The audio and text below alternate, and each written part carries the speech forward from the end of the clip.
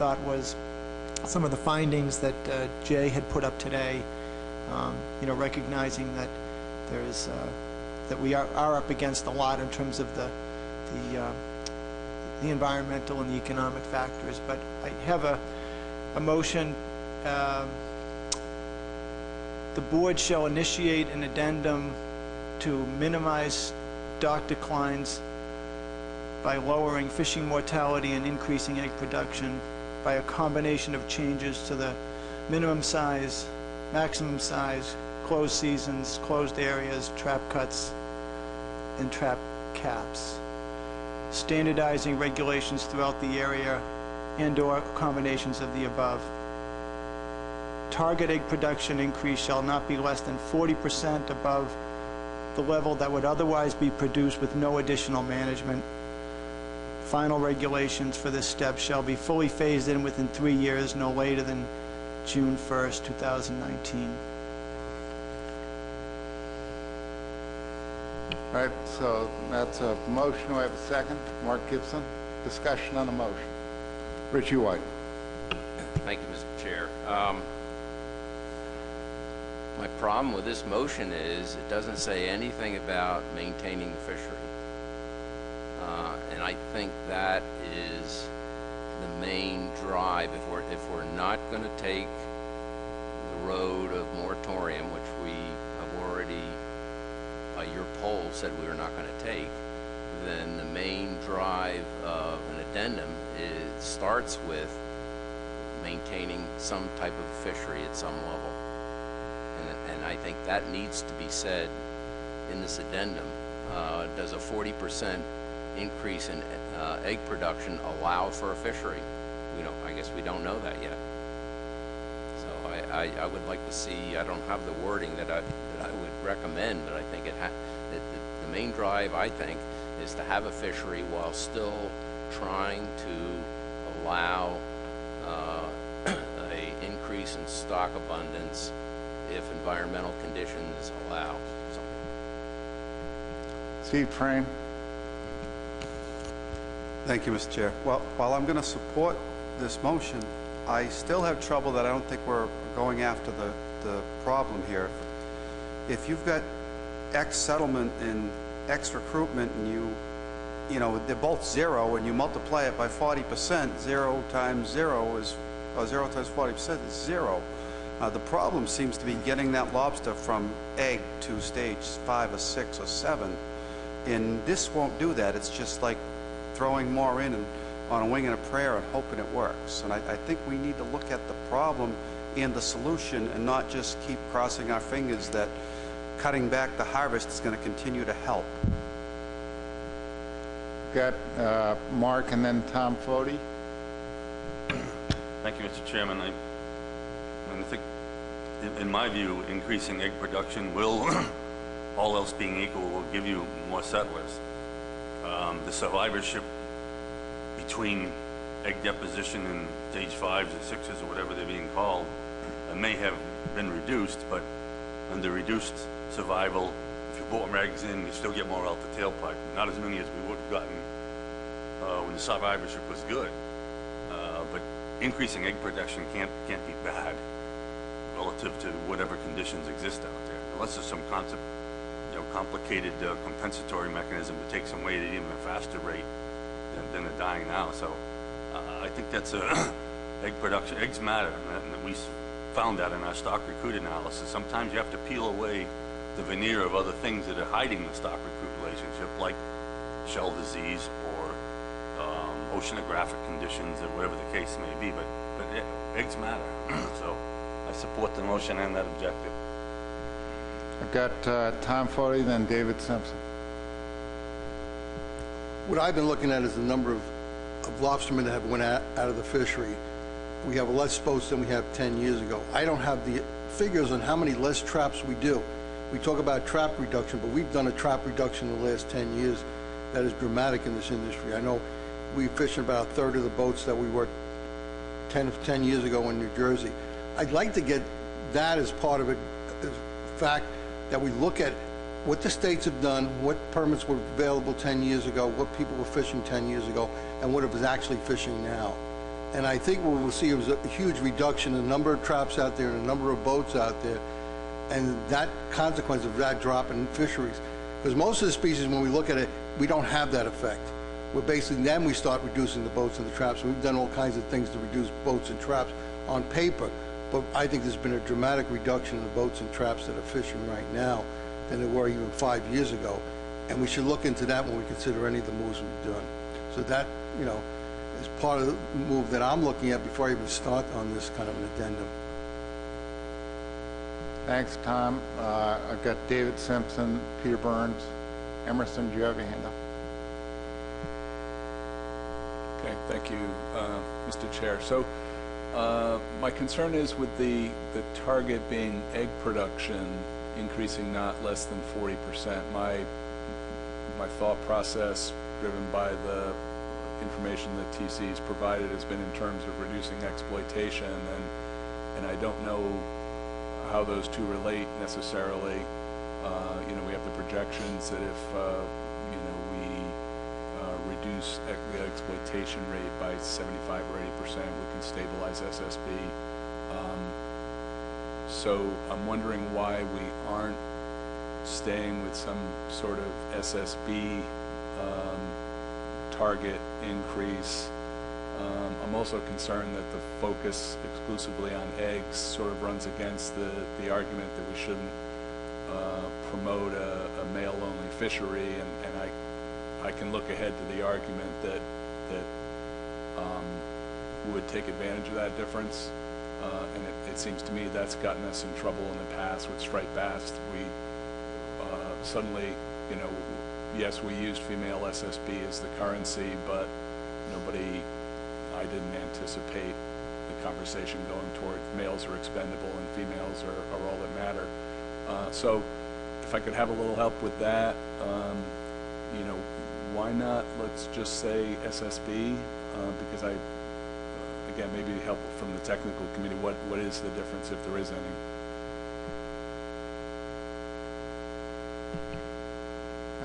We've got Peter Burns and Emerson. Peter? Thank you, Mr. Chairman. This is a complicated problem, and just looking at this motion here, it makes me ask a lot of questions about where we're going to go. I think where we left in February, we were in a conundrum about what the objective was. I think it's important for this board to move forward with some kind of measures that are going to address the stock situation in southern New England. And Amendment 3 sets forth our objectives there to protect the stock moving forward. So I'm glad we're here debating this motion and looking at a way forward on this. But I think that we should make it clear that if we do decide to go in this direction, that this is only a first step, and I think the hard work would come in subsequent meetings when we really have to understand what a 40% increase in egg production is actually going to mean. So I think everything should be on the table in that respect, and I don't think that this would necessarily mean that the fishery wouldn't have to go through some significant reductions in fishing mortality to achieve these goals. We've heard it in the technical committee reports and all the other reports, the projections, that the best way to increase egg production is through protecting your spawning stock biomass, which gets a little bit back to what Mr. Simpson just said. So I think, again, I think we need to take action here to really protect our stock and to move forward in a way that we can all agree on here. But I think that we should leave everything on the table here and perhaps not limit our options to just the management measures that are listed here on this motion, and expect to have to do some hard work coming forward when we get information from the technical committee and the PDT about how we're actually going to achieve these 40% egg increases. Thank you. Thanks, Peter. I've got Emerson and then Dan. Mike? Thank you, Mr. Chairman. Well, I certainly understand the intent of the motion and realize that we need to start off someplace here on this issue. I think we're setting ourselves up for failure here by saying that we're going to initiate an addendum to minimize stock declines by lowering fishing mortality. I think that no matter what we do here today or as we go forward, we're likely to see stock declines take place, or at least that was some of the message that I got from the presentations this morning. I think the results of the ventless trap surveys, if I recall the information this morning, are that over the next 6 or 7 years, we're going to be seeing decreased spawning stock biomass, or maybe it was decreased catches, or both. I also think that what's going on with the North Atlantic Oscillation is we're in a negative correlation there for at least a few more years. Because of that negative correlation, we may not see things improve at all in the lobster biomass. So again, I understand the intent here, but I don't know that we can commit to minimize stock declines, because I think that's going to happen no matter what we do. Thank you. Dan?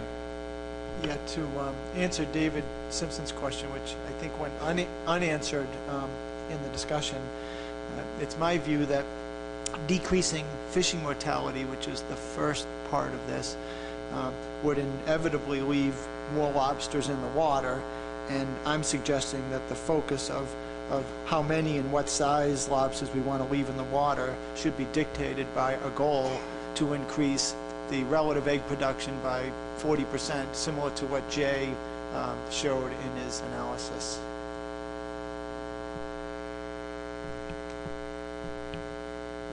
David, I'll come back to you. I've got Mike and then Doug. Thank you, Mr. Chairman. I'm completely supportive of the concept here and the direction that I think we all know we need to take regarding management of this southern New England stock. But where I'm uncomfortable, and it's been mentioned a couple times already, has to do with the 40%. And the reason why I'm uncomfortable about it is because I don't know what that translates to. Fishermen in my state have you know, in talking with them, have told me that they're kind of dabbling on the line of what's economically viable for them to continue operating in this fishery, and having this 40% in this motion just makes me uncomfortable, not understanding what that will translate to as far as management action. I would think that in this addendum there could be a couple different scenarios or a couple different options or alternatives that we can actually look at the analysis to determine what at 10, at 20, or 30, or 40, or 50% value would translate to as far as management action. So, you know, I want to support the motion, but I just have this uncomfortableness with having, you know, kind of boxing ourselves in at that 40% level without understanding what that means. Thanks. Mike, just to follow up on that thought, let me just share. I've had like 2 or 3 discussions with people about this general concept, and this come up a couple of times. And I think it's important for everybody to keep in mind that if for instance, this motion, some variation of it passes, it becomes the goal. It becomes the marching orders for the mechanisms within the commission to start to flesh out exactly what you want to see. In other words, this is just the first step. So it would go to the PDT. Once it goes to the PDT, they will be analyzing in conjunction with the industry and different alternatives to try to reach this objective. So you'll get, I mean, this is going to be a process that undoubtedly is going to go on for a couple of meetings. So every meeting you would get a report basically to say, you know, we've analyzed this, this is what the impact is, this is what the industry in the LCMTs are recommending. So you'd get kind of a combination of responses. One response would be from the industry. If you're going to take action to do this, we want you to use these mechanisms. And then what I would envision is then the PDT and the technical people would be analyzing it and presenting it back to the board. Eventually, after you go through that type of process, we would be in a position to authorize something for public hearing. I've got Doug and then David Simpson again. Thank you, Mr. Chairman.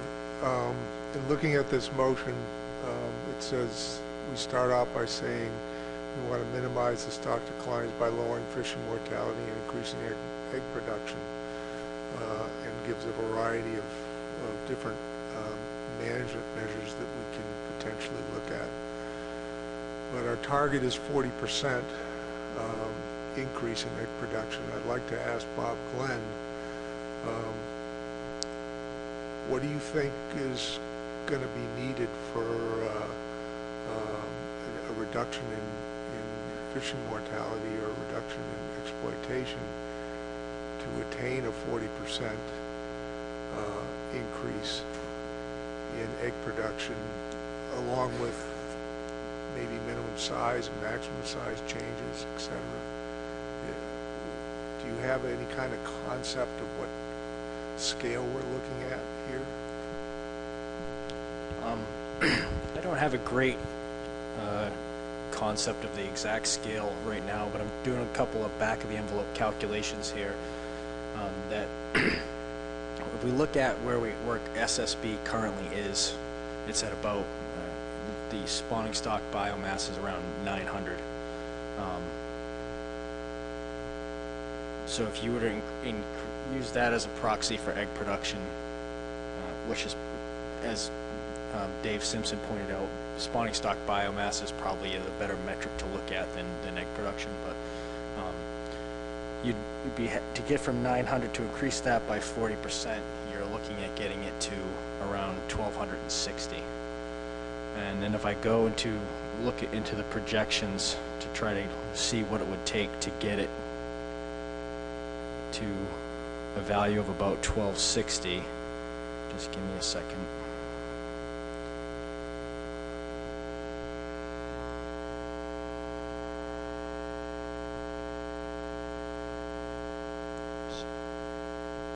Sorry, I lost this.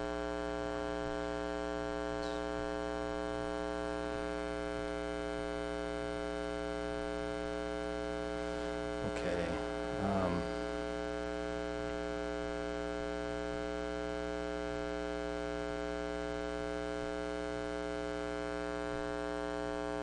We're looking at an F reduction of somewhere on the order of 75 to 80%. But the tricky part about the motion, and this is something that TC would need some clarification on, is the 40% above the level that would otherwise be produced with no additional management. So if you look at the stock projections, in the absence of any additional management, so we're at F of considered 100% of what it currently has been, plus the existing natural mortality, we would expect the stock to decline extremely rapidly. And so it's that 40% above that level and doing nothing is kind of a ever-decreasing moving target. So it's a little tricky. Follow-up, Mr. Chair. So clearly, if we're looking at reductions in fishing mortality of that level, there's a question of, at least from my mind, as to whether we're going to be, as Richie White brought forward, are we just trying to maintain the fishery here? This is clearly a decision that I don't think this commission has ever had to make before. I commend the commission and the makers of the motion in putting this motion forward to try and do something, to try and help out in the hope that at some point we'll have some favorable recruitment condition. And I think as we already made the decision that we're not going to do nothing, but we also don't want to put in a complete moratorium. So this gets at the in-between, but I'm not sure we're really, I think we're going to have to, if this passes, we're going to have the entire board work on some realistic goals of what we're trying to achieve here, other than just a 40% reduction. that's a good starting point, but I mean a 40% increase in egg production. But we also have to look at the aspects about what we're doing, what we're looking for in a fishery here. So, David Simpson, and then Pat Kelleher, and John. Okay, thank you. I'm going to move to amend to strike the sentence that begins with target egg production and insert instead target a 40% reduction in exploitation rate from the terminal year in the most recent assessment.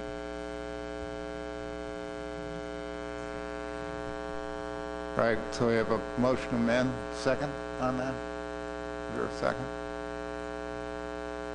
No second? Okay. Let me just follow that up with a question. Do we have to, and this is to Bob Glenn.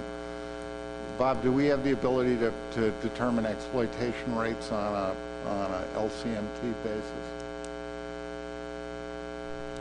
No, we can only really, with any reliability, determine it for the whole southern New England stock. Okay, there are some sub areas where you might be able to do it, but you wouldn't be able to do it equally across all areas. and so we can determine it for the stock as a whole, but not on the individual. Okay, so I've got Pat Kelleher and then John.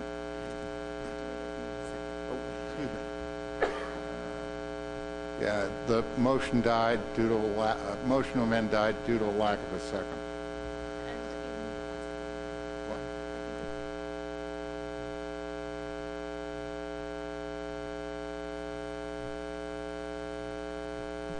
Well, Megan's encouraging me to ask for another second. I asked twice whether or not we had a second, and no one raised their hand, so I'm declaring that the motion dies due to a lack of a second. Okay, so I've got Pat Kelleher and then John. Thank you, Mr. Chairman. I think based on what Dan said earlier, I think this is starting to go in the right direction. I'm not totally comfortable with it, but my feeling is that the PDT is now going to have a fair amount of flexibility in starting to develop this, and we're going to have many more options to start massaging this and improving upon the direction of this addendum. Okay, John?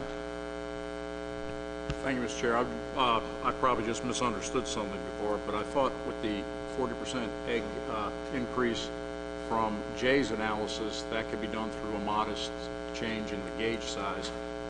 Yet what Bob just said, to increase the SSB 40% we'd need to reduce F by 80%, which based on what the PDT said would pretty much end the fishery. So I must have misunderstood something there, but I thought the increase in eggs from Jay's analysis would not require such a drastic reduction in F to get there.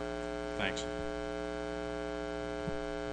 Jason, do you want to come up to the microphone and respond to that, please? Sure.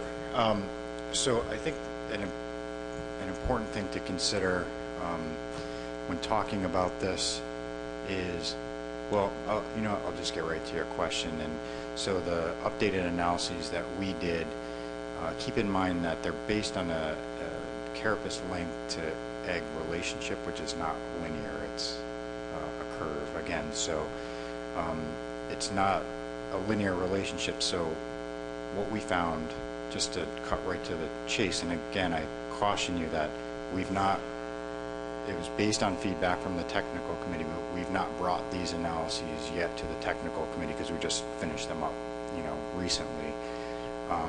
But with a single 1/32nd minimum size increase in the inshore area, we can get that 40%, if not more, increase in egg production. And it has to do with the relationship of what you're protecting, the lengths of those animals, the maturity schedule. There's a bunch of interactions that are occurring, but that's what we found in our updated analysis so far. I'm not disputing what the calculations that Bob just made. I'm just offering, these are the analyses that we've conducted and what we found.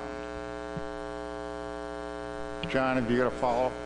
Yeah, Jay, and just to that 1/32 increase in the gauge size would not result in a reduction in F by 75 to 80%? I can't take it that far, so I can't link it back to what, from our original analyses, we found about a 13% reduction in harvest in the inshore area. But, there's more math that needs to occur. And again, the only thing that we've looked at thus far is messing around with the gauge. And so there are other things we could look at and make assumptions and do calculations as well on egg production. It doesn't just have to be the minimum gauge, but that was the idea, with this, I put it in quotations, modest, was just, it didn't take a lot to get to that 40% increase.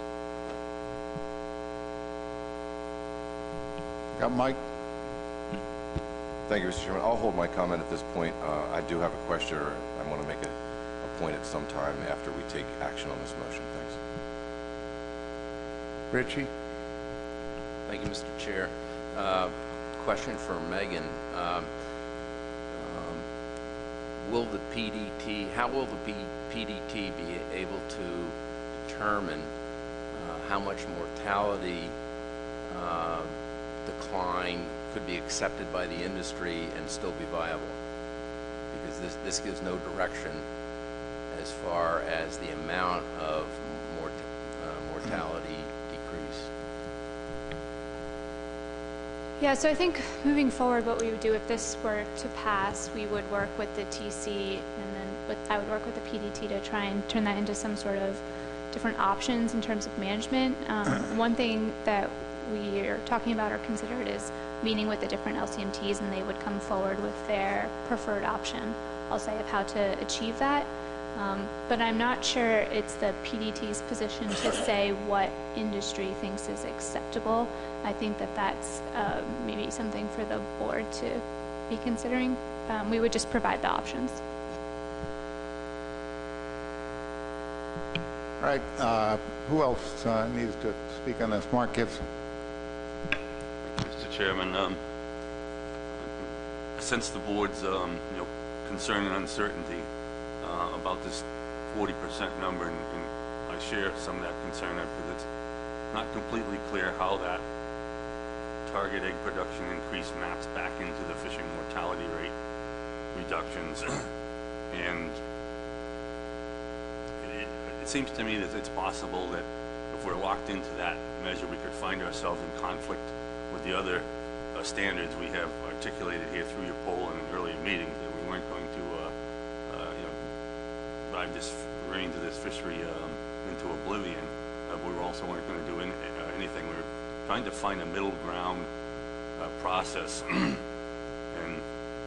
I would suggest, to get more comfort with this motion, maybe we not to be holding ourselves to not less than 40%. Target could be 40%, but if those analyses, once the technical committee has looked at what Rhode Island has done their own updated calculations and reconciled the projections under F reductions versus the gauge increase effects, we might be in a better position to know what that percentage egg production should be. So I hear what the board is saying. I share some of those trepidations right now about not knowing how the numbers will line up. I don't think I can amend my own motion, but until I'm seconded, but that's what I would suggest, that the not less than, so that 40% becomes a target that can flow out of the process that we're embarking on. Eric Reed. Thank you, Mr. Chairman. I think I'd like to make a motion to change the wording a little bit. The first sentence where it says that to minimize stock decline, I'd like to insert long-term, minimize long-term stock decline. And there's a lot of discussion about the dreaded 40%. Reword that sentence to read, target increased egg production to be above the level that would otherwise be produced with no additional management.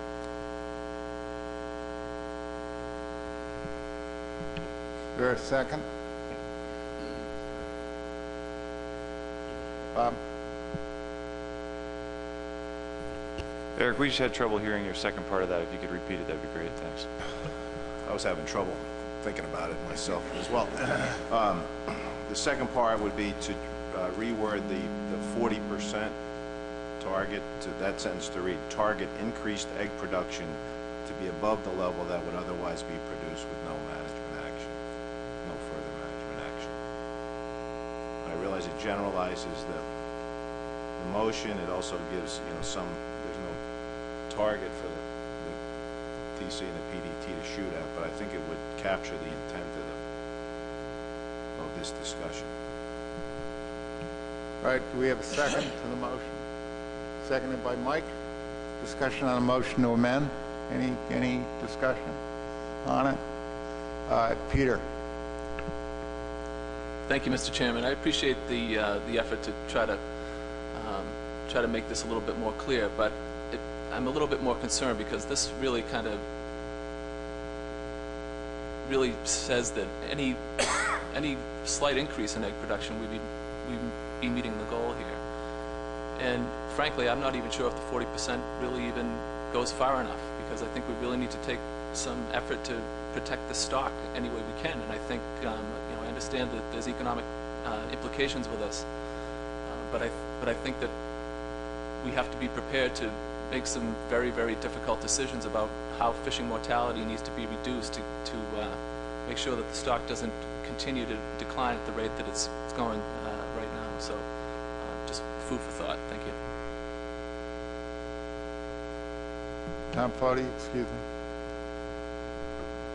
My concern is when we're talking about moratoriums on winter flounder, when we're talking about moratoriums on weak fish, it left fishermen to fish for other species, to basically harvest other species to make up for the loss. When you look at lobstermen, they're lobstermen. There really is no other species to go to, maybe Jonah Crabs, but then we start crashing that stock. So, it's not as cut and dry it is when you look at whether it's summer flounder or black sea bass when you talk about lobsters. So it sets up a whole different class of problems. And that's what I'm looking at, trying to figure out how we're going to do that. I mean, it's easy to sit here and look at it and say, we should be doing this and that, but the industry is killing it, going down without us doing anything, and there's less people in the fishery, there's less boats functioning, there's less traps in the water, and the response is stocks are still like weak fish.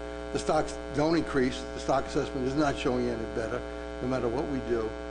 And I'm hesitant to take actions when we basically 5 years from now will say, no, we put everybody out of business and we're not seeing any increase in the stock. Anyone else? Dennis and then Doug. Thank you, Mr. Chairman. The time is 12:25. I think we'd work better on a full stomach and give people time to think about what we're doing here and come back after lunch and see where we're going to go with this amended motion. I was going to attempt to get through the motion to amend and then immediately break for lunch, but I'm not averse to that, Dennis. Doug? And neither am I. I was going to express a concept here. While I understand some of the board's concern with setting a specific percentage increase target, typically when we do management actions, we produce a range of alternatives. I personally am a little bit uncomfortable with something so open-ended as above a level that would be produced with no additional management. I mean, that could be 1%.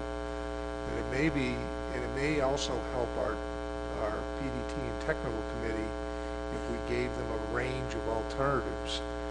And maybe this is something that we could discuss over lunch as to what might be the appropriate range of alternatives to go with.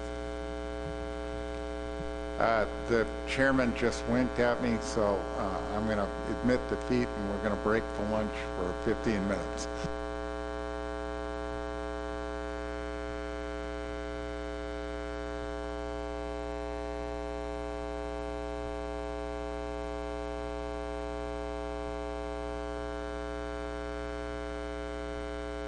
And we've had sufficient amount of time to actually discuss the pros and cons of the strategy and the language.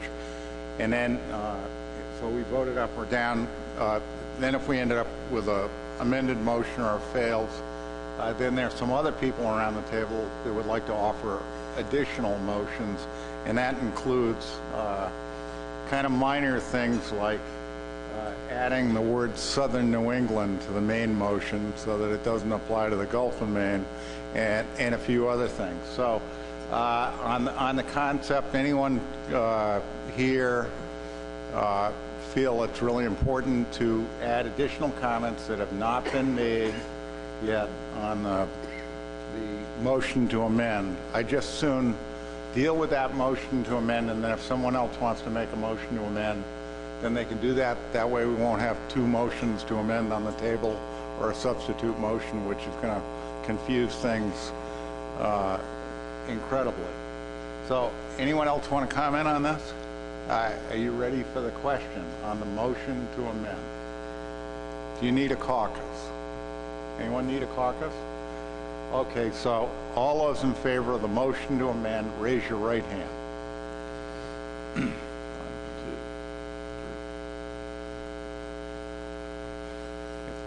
5. 5 in favor. Opposed?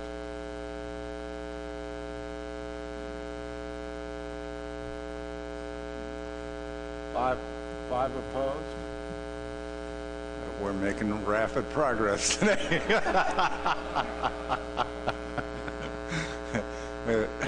Bob, what time did you say the cocktail hour was tonight? We may have to have an attitude adjustment hour before we finish the meeting. Any abstentions? One abstention. Any null votes? One null vote. So it's 5-5. Motion failed. Okay, so that motion is gone. Now you're back on the motion to amend. Does anyone care to make a motion to amend? Bob, on procedure? Just a procedural question, Dave. I think you need to announce that, I think your intent there was that that motion failed due to lack of majority. Is that correct? I don't think you directly said that in the record. Motion fails due to a lack of majority. I look forward to the Robert's Rules of Order presentation. Okay, so I saw our distinguished chairman had his hand up. Now he's got his hand over his face.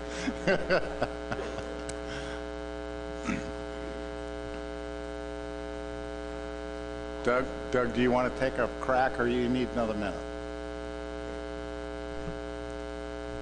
Okay, I'm going to try this. It isn't completed yet, but I'd like to make a motion to amend that in the first sentence we replace minimized stock declines with,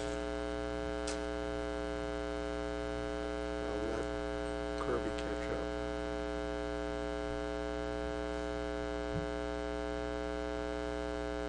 Replace minimized stock declines with address stock declines in southern New England.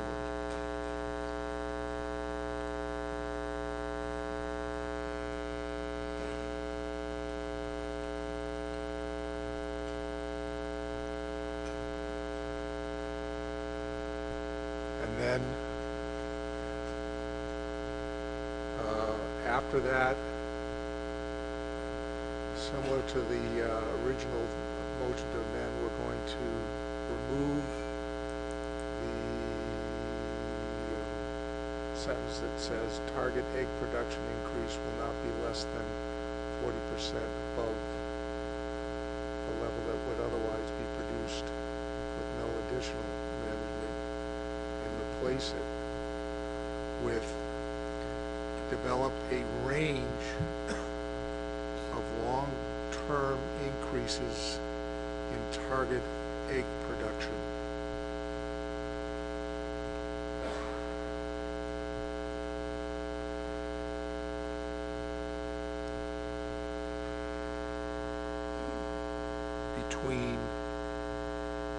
20 and 60%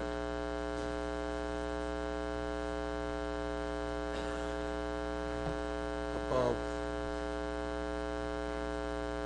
the level that would otherwise be produced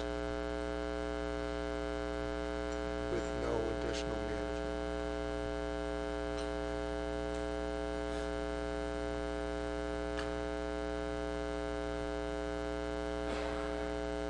So the intention here, Mr. Chairman, is to, one, clarify that we're talking about southern New England, get rid of the word minimize and to address, use the word address, and then to put in a range of long-term increases in egg production that the PDT and the TC could analyze. All right, thanks, Doug. Is there a second? Pat Kelleher, second. Discussion on the motion. Tom Foti and then Mark Gibson. Did I miss something? The stock assessment is saying that New England is suffering poor recruitment for a couple of years in a row. So why are we basically, Northern Range, not doing anything or not part of this amendment? We're looking at basically protecting all the stocks. Shouldn't we protect all the stocks? Especially, they could get a jump on with the problem we're having in southern New England. If they're going to, it looks like they're going the same way. So we're just kicking that can down the road for a couple of years. That's what this looks like it's doing to me. Mark Gibson. Thank you, Mr. Chairman. Appreciate all the efforts on this. I think this is an improvement. The board has, I think, clearly stated that we want to be centered in terms of the severity of the management response between not a moratorium and not do anything. I think this range now, with that additional guidance, allowed the PDT and the technical committee to see where the percentage ought to be in order for us to stay centered in terms of the management response. So I think it's a helpful improvement. I don't know if the range is wide enough, but it's better than locking us in at a 40. Thank you. Excuse me. Anyone else? Mike? Thank you, Mr. Chairman. I agree it's an improvement. I still have the same concerns I did earlier with the 40%, locking us into a number. You asked the question early on whether or not this board was interested in eliminating the fishery. And it was clear that the answer was no, we're not, this board isn't interested in eliminating the fishery. But I think one thing that we're going to struggle with through this amendment or this addendum is determining what's going to eliminate the industry, depending on what state fishermen are from, what their business operations are. Fishermen in my state have told me that 20% cutback in catch is going to, you might as well have a moratorium. So I think we're going to struggle with coming up with alternatives, and the impacts of those alternatives are going to be felt differently throughout the range of this southern New England stock. So again, I'm going to support the amendment. I think it's an improvement, but I still have some concerns over the numbers being in there. Thanks. Anyone else? David? Yeah, I still have the same confusion that I need some help with, either from Megan or Bob. Is the term egg production in any of our technical committee advice, in our anything that's been peer reviewed and approved to put in front of the board for management decisions? An answer to that, and then I have a follow-up. No, not in modern times. Last time we used egg production, I believe, was in the 2000 assessment. Right, so we're using terminology here that nobody knows what it means. So I can't support the motion because I don't know what it means. A further concern is the end of that sentence, above the level that would otherwise be produced with no additional management. Does that mean, as we work on this over the next 2 years and the stock continues to fall, what it would have fallen to? Or is it where we are now, or at the last assessment? I'm sorry, but this feels like we're trying to say we're doing something without doing anything. I think we need something more clear based on the stock assessments that the technical committee and the peer review panel have put together for us. Other comments on the motion to amend? Ready for the question? Need a caucus? Anyone need a caucus? Peter, you want to say something? Or caucus? Couple-minute caucus.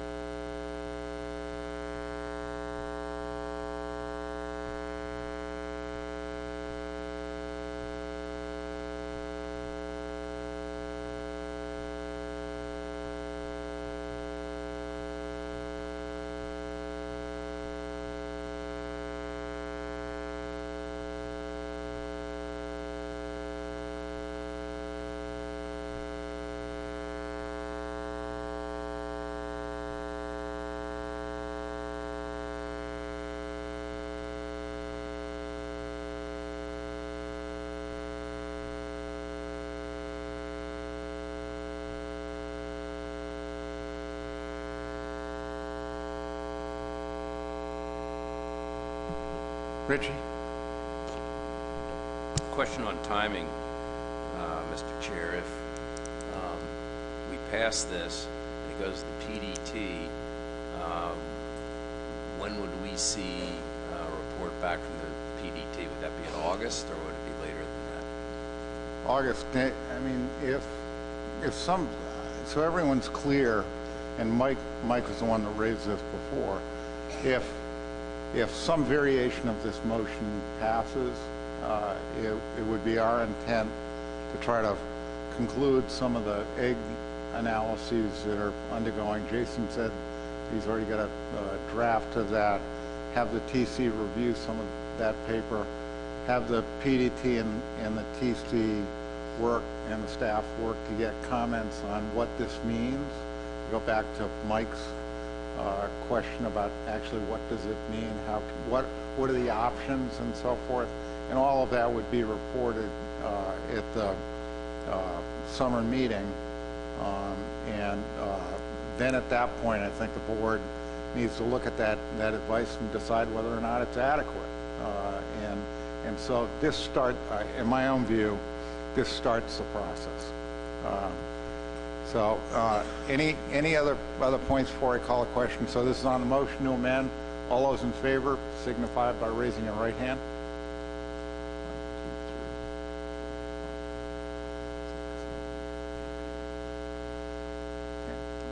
10 in favor, opposed? 1 opposed. Any abstentions? 1 abstention. Any null votes? Motion carries. So we're back on the main motion as amended. Any discussion, further discussion on this? David Simpson. Sorry to be a nuisance, but isn't it in our rules that any management action we take be based on peer-reviewed science, and that we have guidance on the science to support management actions? Because where I sit, and based on what Bob Glenn just said, I don't see that what we're doing is in any way supported by the scientific advice we've been given.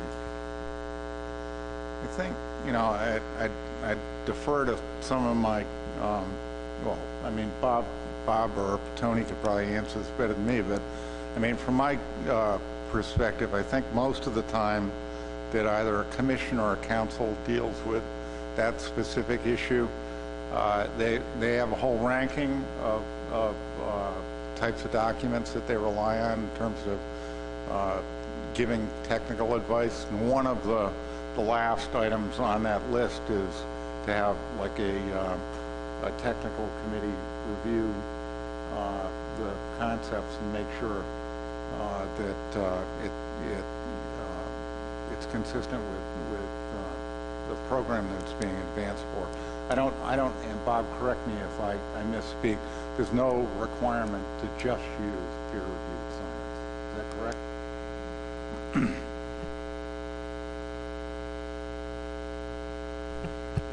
Now that I've spilled everything around me, I'll go ahead and answer. You know, the guidance is really that the reference points and the foundation of the FMPs have to be based on peer-reviewed science. But then, how do you achieve those reference points and all the analyses on different,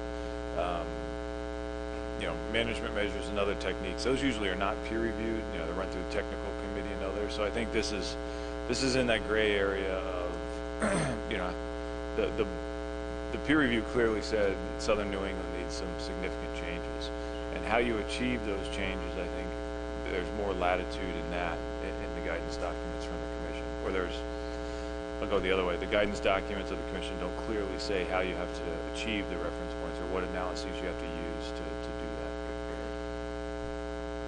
David, you want to follow up on that? I do. You know, the response from Bob, Glenn, was that the last time we used this terminology, egg production, was 15 years ago, 16 years ago. So I don't think anyone around this table knows what this means, because it's not in any of the last two peer reviews. It's not in the last two stock assessments. It's not in any of the advice or work that the technical committee or others have done up until now, except for some work that got done to be presented at this meeting that's not been reviewed by the technical committee. So I still view that this motion is out of order and inconsistent with commission policy. Anyone else? Mark Gibson? Yeah, I think I understand what Dave's saying, but I think he's referring to the egg per recruit standards we used to use. Well, eggs per recruit is very different than egg production. This is population egg production, which is in some way proportional to spawning stock biomass, and I'm sure the technical committee can figure that out. But it's not the old standards of production of egg on a per recruit basis, which is, you know, fallen by the wayside. So I agree with that, but I don't think that's what we're doing here. I think we're acknowledging that SSB matters because it's what produces eggs. All right, Bob? And to me, that kind of brings up an interesting question, because essentially, to me, it seems like what we're really talking about here is SSB. So I'm not really sure what the intent of changing the terminology to egg production is, because you can't achieve a 20 to 60% increase in egg production without increasing the SSB.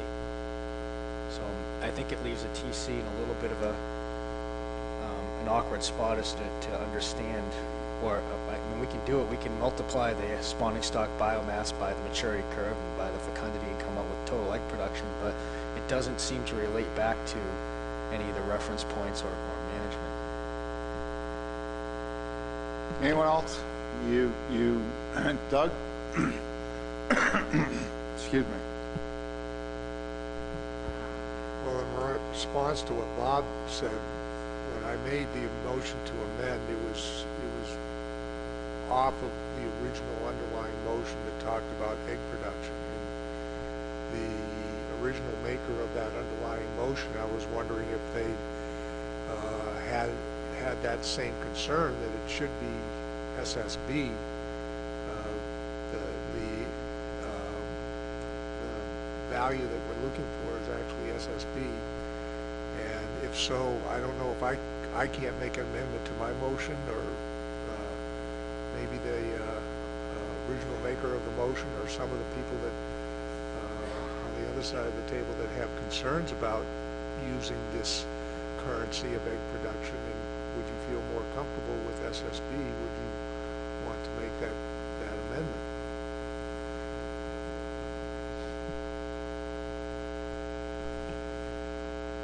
Yeah, I think that's where we're sort of misleading ourselves, because I'm just watching how the vote is going, and I think the proponents of this motion are looking to take less extreme action on the fishery, yet if you substitute spawning stock biomass where it now says egg production, you're in the realm of 80+% reduction in exploitation. And I can't believe that that's what the people supporting this motion intend will happen. So I think we need to find the correct term, one that's in our stock assessments, in our peer reviews, in all the technical work we asked the committee to do back in February, and substitute in a target reduction in exploitation rate or spawning stock biomass, but a term that's used in the advice we've been given. None of us know what this means. I think we're all interpreting it the way we want to, but just looking at the votes, it's clear to me that people do not mean to increase SSB 20 to 60%. Adam? So to build on that point, I had supported the last motion, but I've really got to think about that now, and hearing the most recent comments that in order to increase, if I heard them correctly, in order to increase egg production, we need to increase biomass. That was what I heard most recently, I believe. And the PDT memo says that just to stabilize SSB would require a 75% reduction in harvest rate. So if I put 2 and 2 together and I'm coming up with 4, then to get any egg production, which I think is the point Dave's getting to, egg production increase is required an SSB biomass increase, which requires, according to the PDT, a 75% reduction in harvest rate, if I've heard everything correctly and put it together in my head correctly. And if I haven't, please correct me. Anyone else around the table?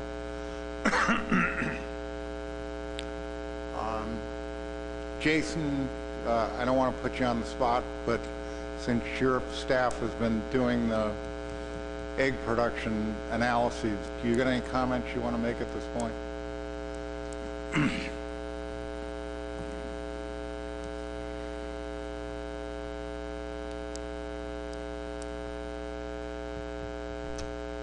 I'll make one brief comment.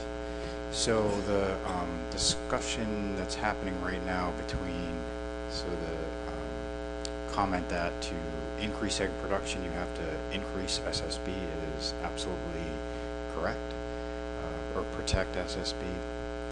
I think the currency that you're using is just math, so they're related to each other. So if you call it egg production or you call it SSB, it's just math that you're talking about. I will say an attribute of egg production is it recognizes that all lobsters are not equal. Bigger lobsters produce more eggs, smaller lobsters produce less eggs. And so that, for instance, in Menhaden we use eggs instead of SSB, so it's not something that doesn't occur in other fisheries, and the reason for that is, bigger animals produce more eggs, and you're just trying to recognize that.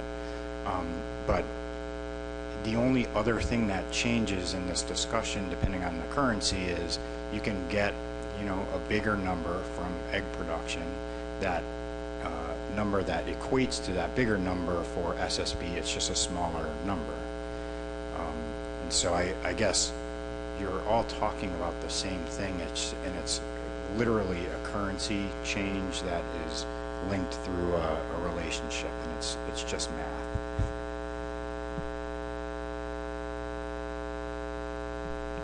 Brandon? Thanks, Mr. Chairman. This was the question I had when we were going through the technical reports.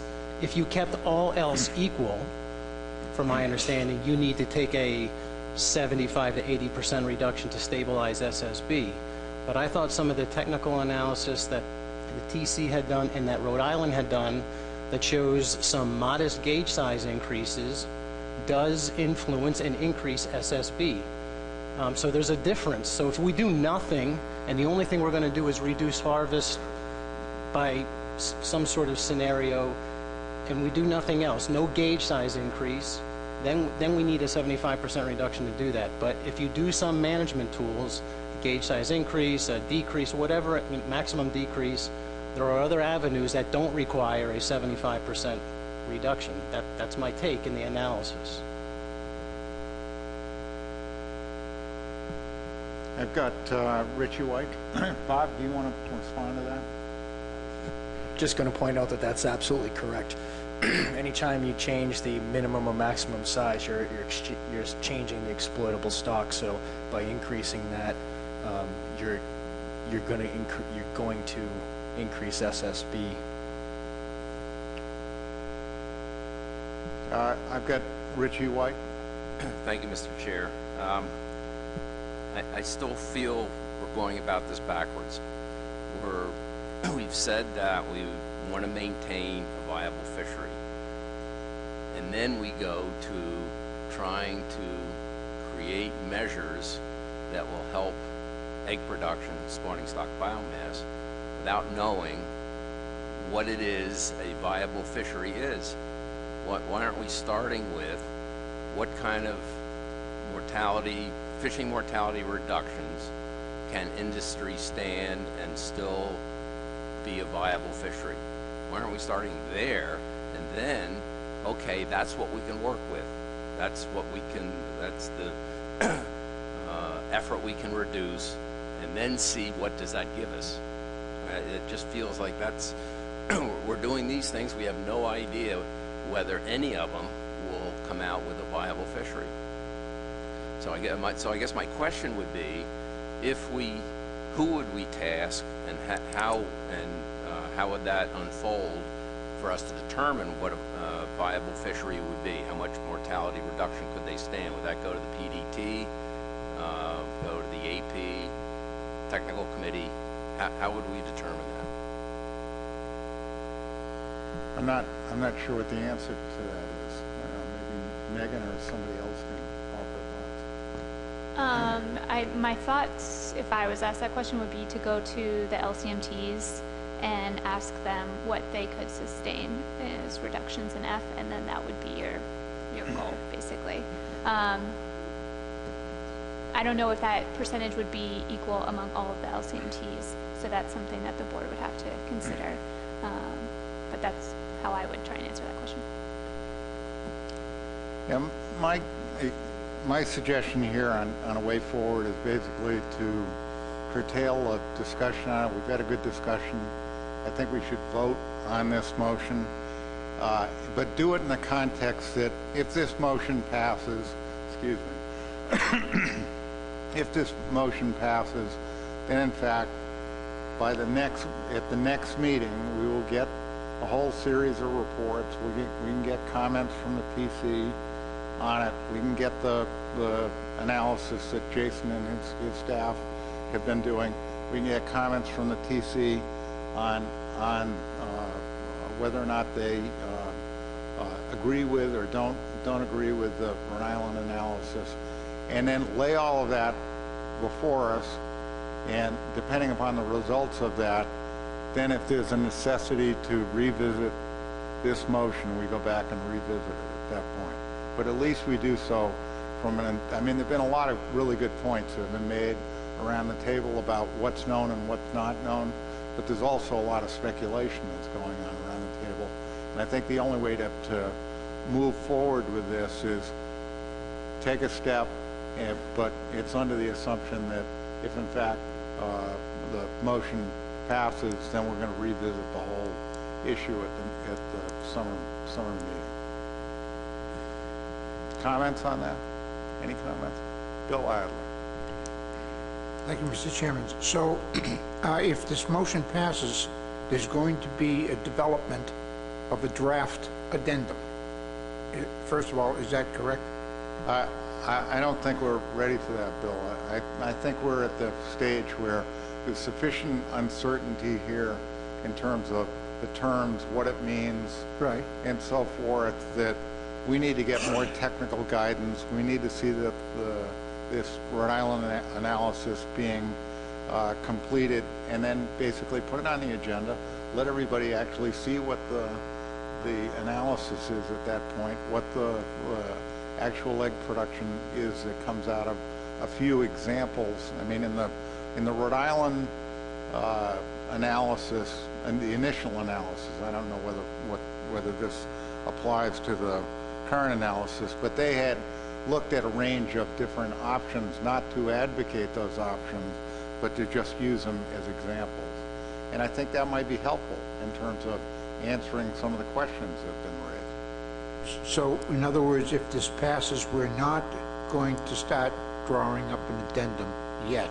Correct. Is that correct? That would be my interpretation. Okay, and so is there a charge to the committees you talked about to come back to us with whatever you just decided and then move on maybe? Is that the next step after? What I would say is, I'll reiterate what I said, is basically that if this passes, or some version of it passes, then because of all these uncertainties that have been legitimately raised, that we analyze it, do our due diligence on the alternatives, and then get reports on it, and then basically decide, is this what we really want to do? And we do it from a factual basis. So what that would mean is that, to answer your question directly, Bill, was we're not going to start on the addendum between now and the summer meeting. What it would mean is that you do that after that point.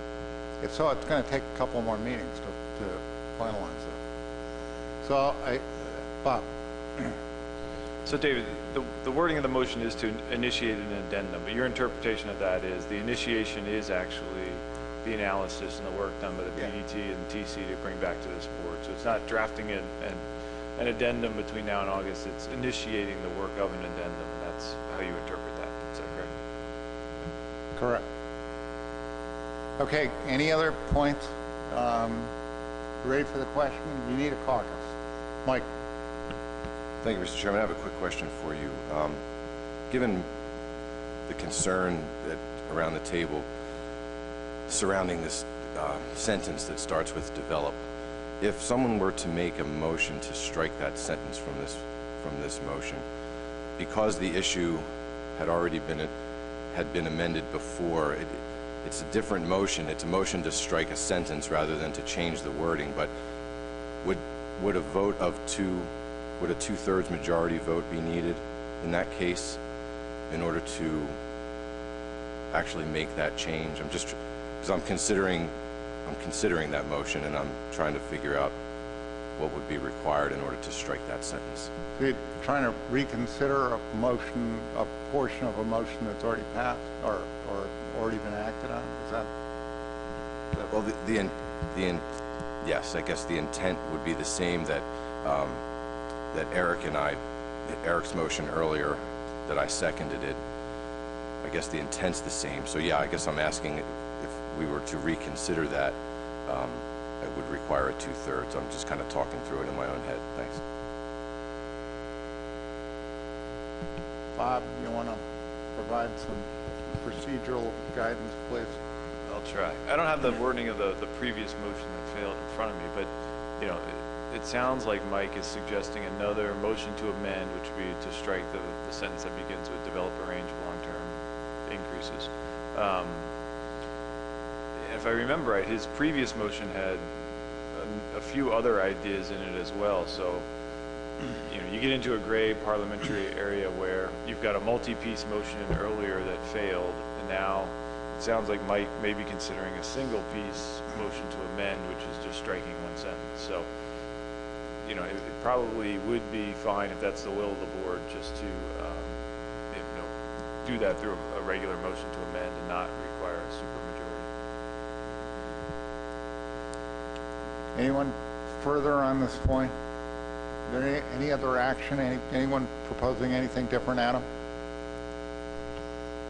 I like, in theory, the the idea of doing the analysis of what we're contemplating here would mean and having that come back to us. I am somewhat troubled by the sense that the words on the board are, we are initiating an addendum. And then if the information, the analysis comes back to us and we don't like what we see, then we're going to uninitiate the addendum. I'm not very comfortable with that. I would be a lot more comfortable changing the wording of this from initiating an addendum to doing an analysis. I would be curious, you know, we had the question a couple minutes ago and I got some nebulous response about how we're initiating an addendum but only doing an analysis and might not go forward with the addendum. So I would like to get some more clarity on that, and then in consideration of possibly changing this to having words to the effect that we're doing an analysis and not actually initiating an addendum at this point. If you could give that to me, please. For the maker of the motion and the seconder, you want to propose something different given the comments here? Or what is your reaction? Well, my reaction...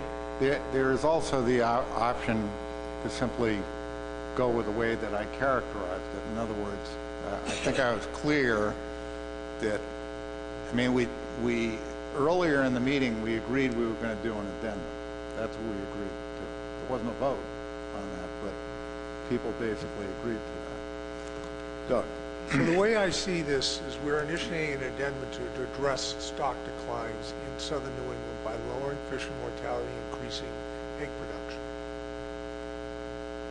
We are giving the PDT suggestions on a range of alternatives to include in there. Now, if we come back and we want a different range of alternatives to address the underlying problem, which is to address stock declines in southern New England, we certainly have the capability, the ability as a board to ask for different ways to address that problem. But the initial problem is at the top sentence, and then the second sentence is one way of getting at it. We're going to get the analysis. So I don't see the way that the chairman has proposed that we're coming back with some analysis of how to address the problem in the first sentence is going to be, you know, locking us in to that way of addressing it. We're going to take a look at the analysis, see if that's an appropriate way to address it, depending on what the TDT and the technical committee provides us. I think we should be initiating an addendum to address that problem. You know, we've had a stock assessment. It says there's a problem. We've had 3 meetings already. We've asked already asked the technical committee and PDT to do a variety of analysis that they've already brought back to us. I think it's time that we initiate an addendum to address the problem that's in the first sentence.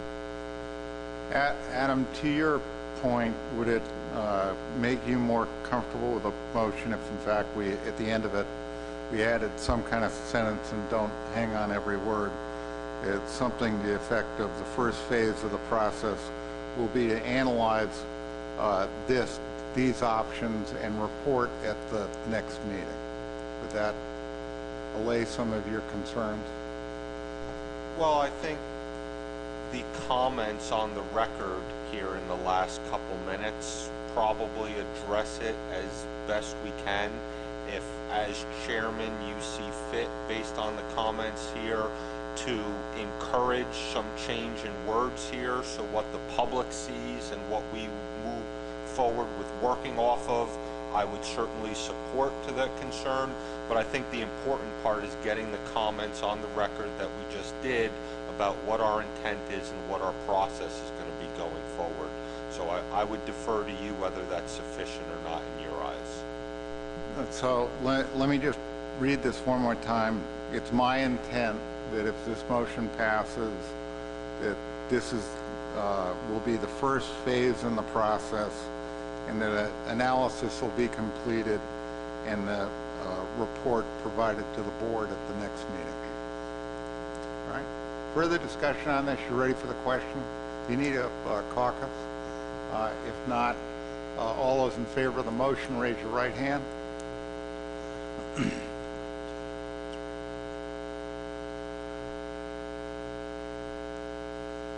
10 in favor, opposed, 1 opposed, abstentions, 1 abstention, any null votes? Motion carries. Okay, so the next item of business here, and is Pat Kelleher had requested time before the board to discuss the issue of the Gulf of Maine management and Georges Bank management.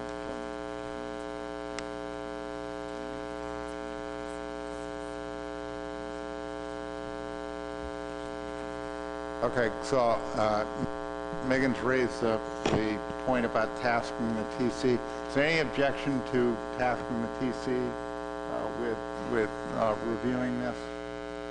Bob, are you objecting? Well, I think we need clarification of exactly what the TC is, what the final product is supposed to be.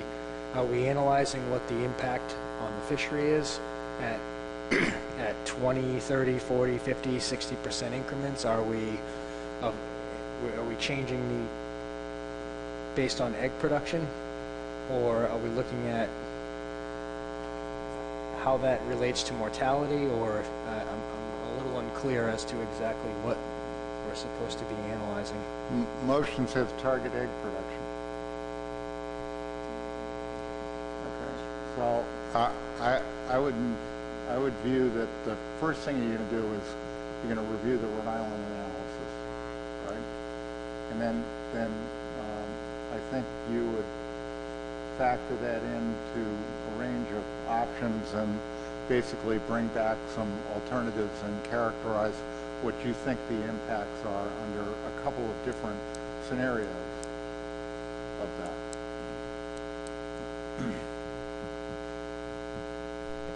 So you want the technical committee to propose management measures to achieve those egg production changes, or? No, I think what, similar to what Rhode Island has been doing. Rhode Island is not analyzing specific management measures, but they are looking at a couple of examples of the impact. So I think that would be helpful. It goes to a number of the questions have been raised. Mike has raised questions about what does a 1/32 inch increase do for this? What would a 2/32 inch increase do for this? Those types of things. My concern is that there's a myriad of possible different combinations of things, and I think it would be helpful for the TC to have fairly specific guidance so that we don't produce a lot of unpalatable options that folks wouldn't be interested in. So, and we can stick, with gauge increases, but that's what the primary tool is going to be. But I would think we would want to make sure that's what the board was interested in, as opposed to, like in the beginning of that, it says through maximum size, closed season, closed areas, trap caps, and there's a whole huge suite in there. So I just, that would be a lot for the TC to analyze all those possible combinations and how they interact together. So I'm just a little apprehensive. I'll kind of reiterate what I said before. I think a few examples. We don't want you to take the laundry list and go down and do every single one, but I think to the extent you can give us some examples of what this means, narrowly focused examples, then the board at least can have some discussion about whether or not this is an appropriate objective for this action. And once we actually do that, then we can start to flesh out the management measures. The whole context for this action has always been that we need a clear goal, okay? And I'm not sure we have it yet. We need a clear goal. Once you get a clear goal, then you can basically start the process of working with the PDT, working with the LCMTs, to flesh out which alternatives we're going to consider. At that point, they get analyzed. So, yes, Craig. Thank you, Mr. Chairman. I'm kind of perplexed at this point because when I hear from folks that are charged with coming up with information that we're going to take out to the public and they're confused, now I feel like I'm in good company. This is the first time in the time I've served on ASMFC where I communicated with Lobstermen prior to coming down here, and I sensed a real concern on their part about the resource. And that was pretty telling to me. I mean, I'm pretty sure it was probably similar to a conversation you might have had with an Indian about bison a long time ago. There may not be any left. And I'm not a scientist. I couldn't tell you what this says. But what I can tell you is when I have to go back and relate what this says to somebody that's in the industry, I can't imagine they're going to think I did my job. So I don't know how we unwind this clock, or if we can unwind this clock, but it just seems to me that it's got to be very direct. I don't know whether we should close the fishery. I mean, I listen to Richie White, and I would say to you, Richie, that most of the lobstermen in Connecticut, their business is down to about 10% lobsters, 90% moving buoys, doing any number of other things, just so they can stay in the business. Now, whether we can get an agreement between Rhode Island, New York, and Connecticut about what all those lobstermen do, I don't know.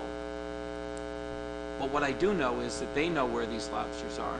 In another year where they know where they are and we haven't done anything, there's going to be less of them the next time we go to talk about it. And that's my frustration. I don't know what to do. But I drove all the way down here because I thought we were going to do something. And I respect the people that know a lot more about how to draft this than I do. If this was legislation, I'd know how to draft it. Sorry. All right, are there any other motions to follow this one? If not, we're going to move on to the next agenda item. Pat Kelleher.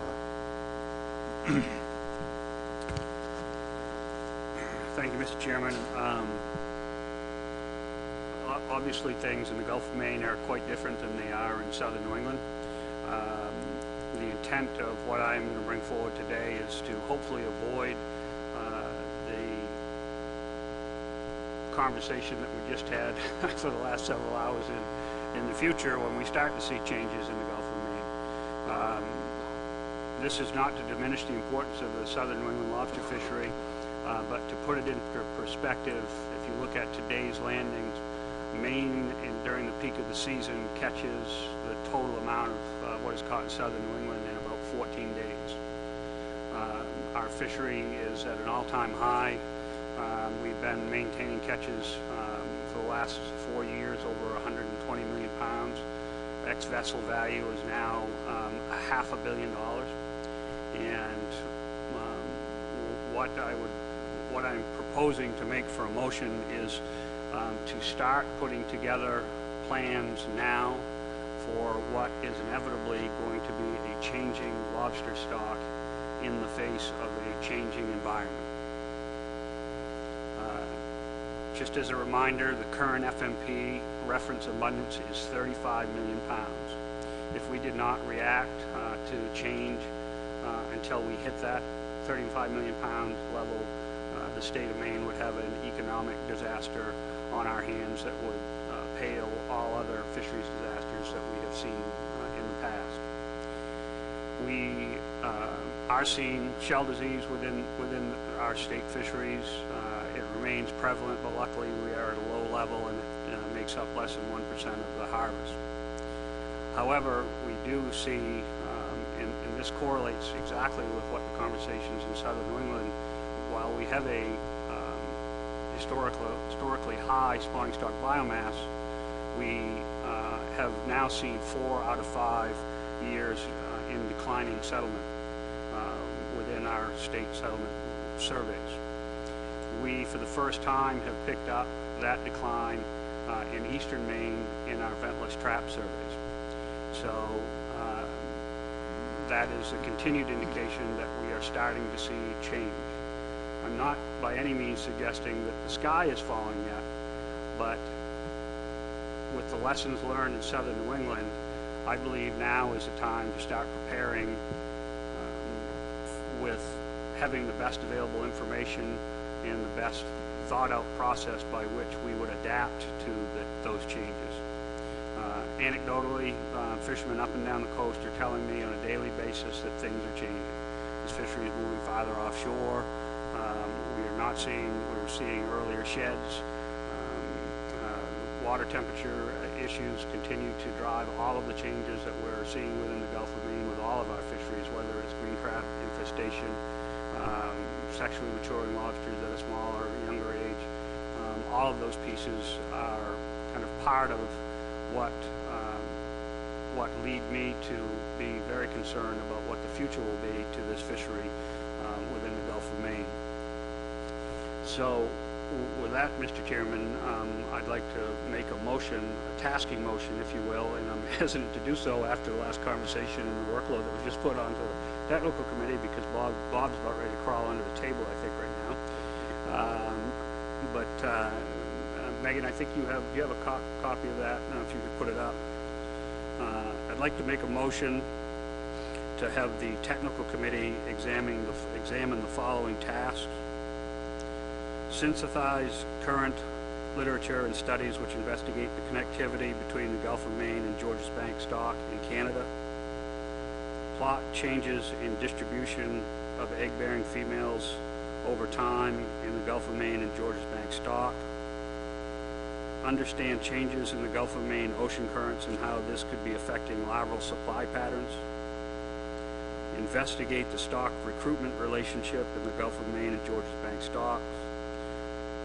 Review ongoing research on Gulf of Maine lobster in order to identify research holes and prioritize the importance of these data holes to effect management.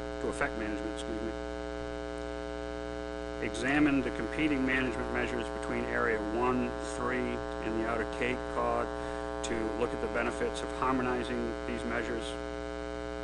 And lastly, to investigate and develop a traffic light analysis as a potential control rule using average harvest and abundance values from the last 10 years as a baseline.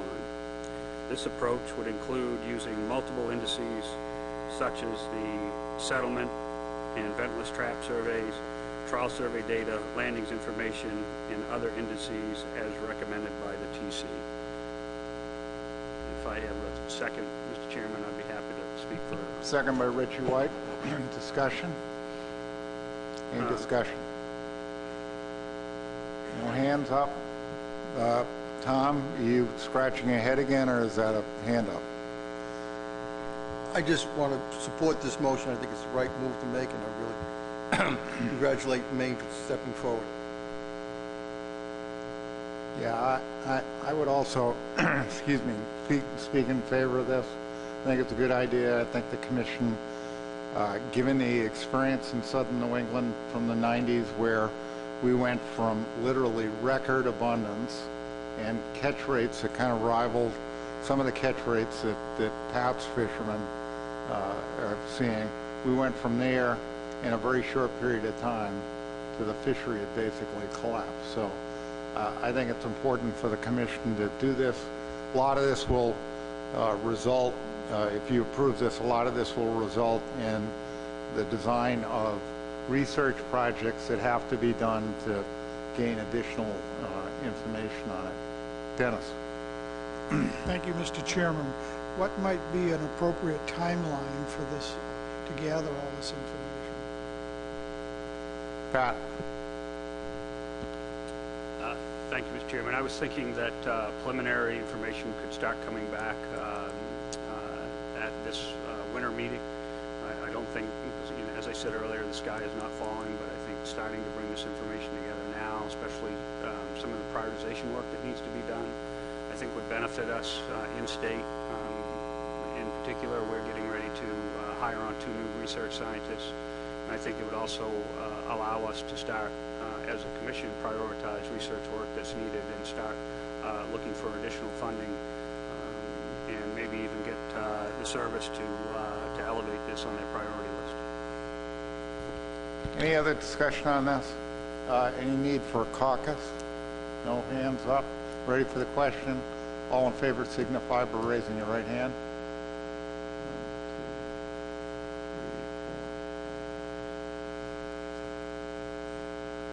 10 and 11 in favor. Opposed? Any opposed? Any abstentions? One abstention. No votes. Motion carries. Okay, next item on the, it's almost exhilarating to make this progress like this. The next item on the agenda is the draft Addendum 1 to the Jonah Crab FMP. This is the final action. This deals with the issue of bycatch in two different categories, and Megan's going to give a short review, and then we're going to get some comments from other individuals, and then there's a motion that's been prepared on the issue. Thank you. Before we get started, can I just ask Mark Robson and Mr. Gwynn to come up, because they'll be helping me with this presentation.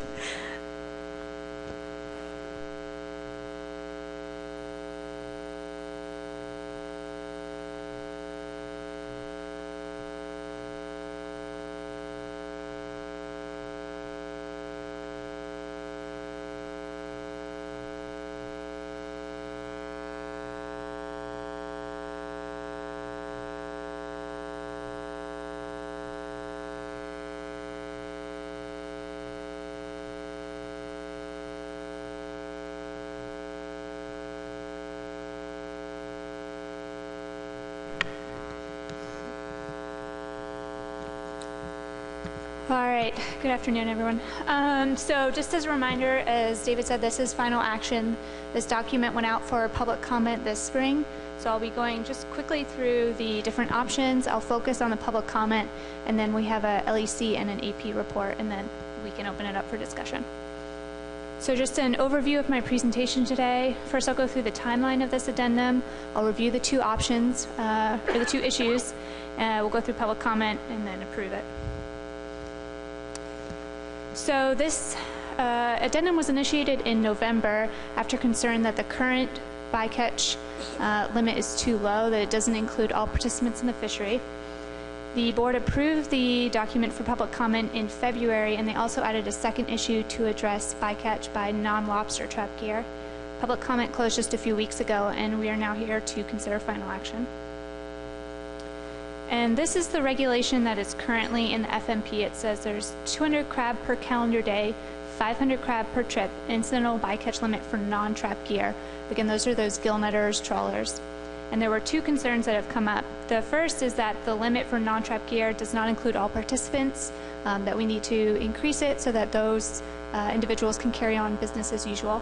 The second issue is that there's no limit right now for non-lobster trap gear, so those would be conch pots, fish pots, and this could lead to increased effort as well as trap proliferation, since some of those fisheries do not actually have a trap limit like the lobster fishery does. So I'm going to start with issue 1 first, non-trap gear. Just briefly go through the data, then the options. I'll switch to issue 2. So this table here shows the landings by non-trap gear of Jonah Crab from 2010 to 2014, and then it shows the percent of trips that were over the current limit. And this was updated actually from the public comment that was received from the New England Council.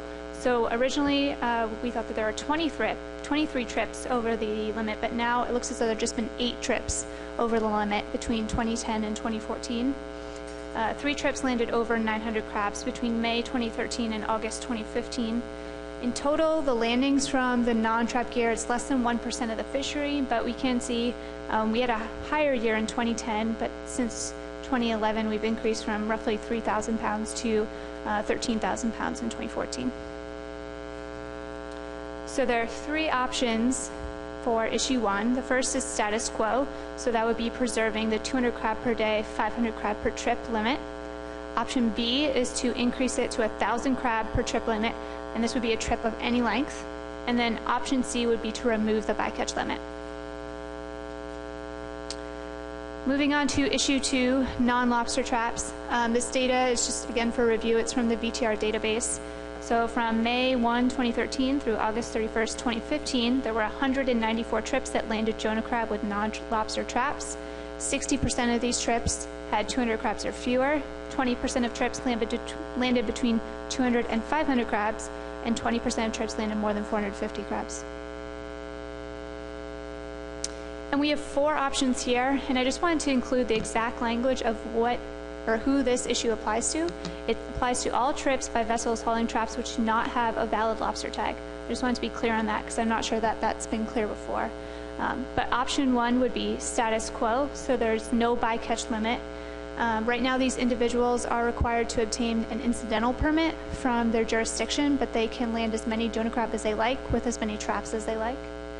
Option B is a limit of 200 crabs per day, 500 crabs per trip for 3 days or longer. Option C is a limit of 200 crabs in the first 24 hours, and then any trip longer than 24 hours, they would have a 1,000 crab limit. And then option D is a limit of 1,000 crabs for a trip of any length. So I'll move right on to public comment, and then I'll take questions after that. So we received 7 letters, 3 from individuals, 4 from groups, and then we had 7 public hearings. They were held from Maine to Maryland, and roughly 55 people attended those public hearings in total. For issue 1 non-trap gear, the table here looks at who was in favor of which option for both public hearings and written comment. And you can see, looking at the totals, it's basically evenly split between the 3 options. So what I'm going to do is just kind of go over the rationales that people had for the different options, since they're generally the same. So for option A, those who supported the current 200 crab per day, 500 crab limit, they generally felt that this was an adequate allowance, and this would prevent non-trap fishermen from targeting Jonah crabs. Those who supported the 1,000 crab limit felt that this was a slight increase. It would allow people to continue business as usual, but at least it created some sort of limit for this gear. And then those who supported option C, which is no bycatch limit, felt that there really wasn't a need to limit such a small portion of the fishery, especially when lobster permit holders, who are the major harvesters in this fishery, aren't limited in the number of crabs that they're landing. So those were the general rationales behind each of the different options there. Moving on to issue 2, we had 2 clear winners here, option A and option B. So those who supported no bycatch limit again felt that there was no need to limit such a small portion of the fishery. They didn't feel the stock was in jeopardy, so there was no need to be restrictive at this time. Option B, those who supported the 200 and 500 crab limit felt that there was concern about trap proliferation from these gear types. That was important to set a limit that would allow some catch, but would be sure to cap effort. Just some other comments we got on the document. We had one individual say that clarification is needed on whether the addendum applies to bycatch landings or a possession limit. We had people say that the Jonah crab fishery should adopt LCMAs. There's continued confusion on the difference between Jonah crab and rock crab. We had some people say claw landings are an integral part of the fishery, and some say that a claw fishery would be a detriment to the stock. And then some people feel that the F&P should be paused until there's a completed stock assessment. So I'm now going to turn it over to Mr. Gwynn, who is the AP chair for Jonah crab, to give the AP report. Thank you very much, Megan. Yeah, well, the AP decided that, or came to a consensus that it was probably good to have a 1,000 crab limit for everybody, and that wouldn't allow increase in the fishery, since the management plan is here to cap the fishery as it is, and that's with the participants. And a 1,000 crab limit would still allow people that have landed Jonah crab to land them, and still at a X vessel price of 85 to $1, still be able to sell them and make a profit out of it. And also with the large whale take reduction plan, if we increased any effort and let the non-lobster trap people have the quota, or it's not the quota, but the permit to catch Jonah crab, this might put more buoy lines in the water. And I think we all agree that we don't want any more buoy lines in the water. So is there any questions? Any questions on this? Dan? Yes, Sonny, can you clarify, the position of the AP was to establish 1,000 crab limit for those who do not have a lobster permit? That's pretty much, if you don't have a lobster license, it would be 1,000 crab limit. Any other questions on this? Bill? Thank you, Mr. Chairman. So therefore, the AP on the non-trap fishery would support which option? 1,000 crab straight limit for everybody, for all trawlers, per day, dredgers, per trip. Per trip. Per trip. And for the non-lobster trap, 1,000 again? 1,000. Not 1,000 a day. 1,000 crab per trip. Both. So, Bill, you're clear, they're proposing same limit for both categories. Okay. Exactly. Okay, so any other questions? If not, we're going to proceed with the Law Enforcement Committee report. John, are you giving the report? Thank you, Chairman Borden, and good afternoon. The LAC met via teleconference March 11th, 2016. This issue was discussed in depth. After reviewing the proposed bycatch options for the non-trap and non-lobster trap harvest of Jonah crab, the LAC reiterates its previous positions and rationales for bycatch limits as prescribed in the memoranda of the American Lobster Board. For issue 1, the non-trap gear, the LEC supports option A, status quo, 200 crabs per calendar day and up to 500 crabs per trip.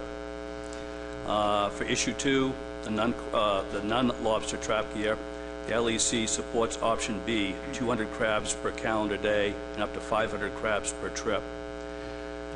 Before the Jonah crabs were regulated, there was no need to inspect bycatch, and there were no restrictions on size or egg bearers. Now restrictions will increase significantly the time and effort required for law enforcement to inspect bycatch.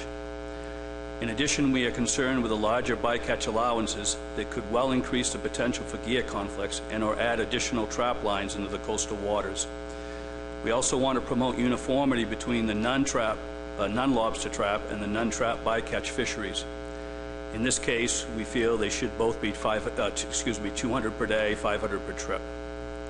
And I'll take any questions you may have. Any questions for John? Terry. Yeah, thank you, Mr. Chairman. Not necessarily for John, but perhaps for Megan. I just noted in the LAC report where we have option A of the 200, 500. In her presentation, option A was no trip limit. So just when we go to put motions up on the board, we ought to be clear exactly what we're going to either move or substitute. So I believe option A for non-trap gear is the 200, 500. And then option for issue 2, it's option A. So the different options for the two issues, even though some of the options are the same, they do not correlate to the same letter. I'm even more confused. How about I go to the very last slide? It's a summary slide. And this shows all of the options here. So you'll see that some of the options, like option C for issue 1 and option A for issue 2 are the same, but they're a different letter. Okay. Terry? Yeah, I'm all set. Thanks, David. Mike? Thank you, Mr. Chairman. Just to be clear, A in both cases is the status quo, correct? In your summary slide? That is correct, yeah. And just one comment to add on this last slide. One thing I wanted to add is throughout the public comments and the written comments, one of the patterns I've seen is that whatever option the board chooses or whatever option that public commenters supported, they supported the same value for both non-trap gear and non-lobster trap gear, kind of citing ease of enforcement, ease of regulations. So they're supporting the same bycatch limit for both non-trap and non-lobster trap gear. Anyone else? Bill Adler. Thank you, Mr. Chairman. I personally think I actually support the 200, 500 for non-trap and the 200, 500 for non-lobster trap. What the Law Enforcement Committee did make a comment on was if you give non-trap higher catches, like the scallopers or the draggers, that the gear conflict issue, they may really start to want to catch this more directed than others when they can catch that much. And to usually do that, they will usually try to target where the crabs are, which is where the lobster traps are.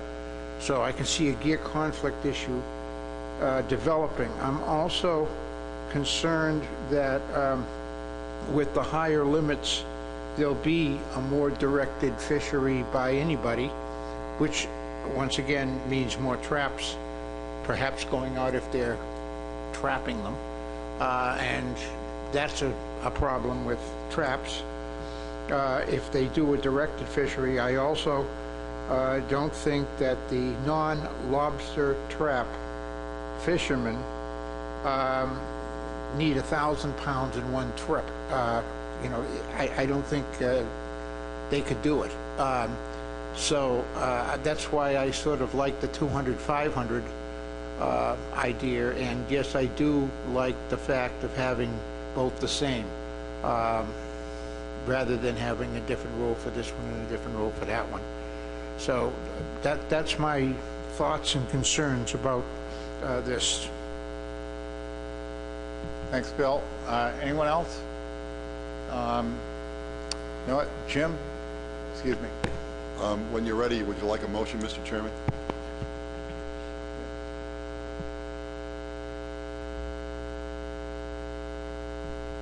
Are we okay? You all set?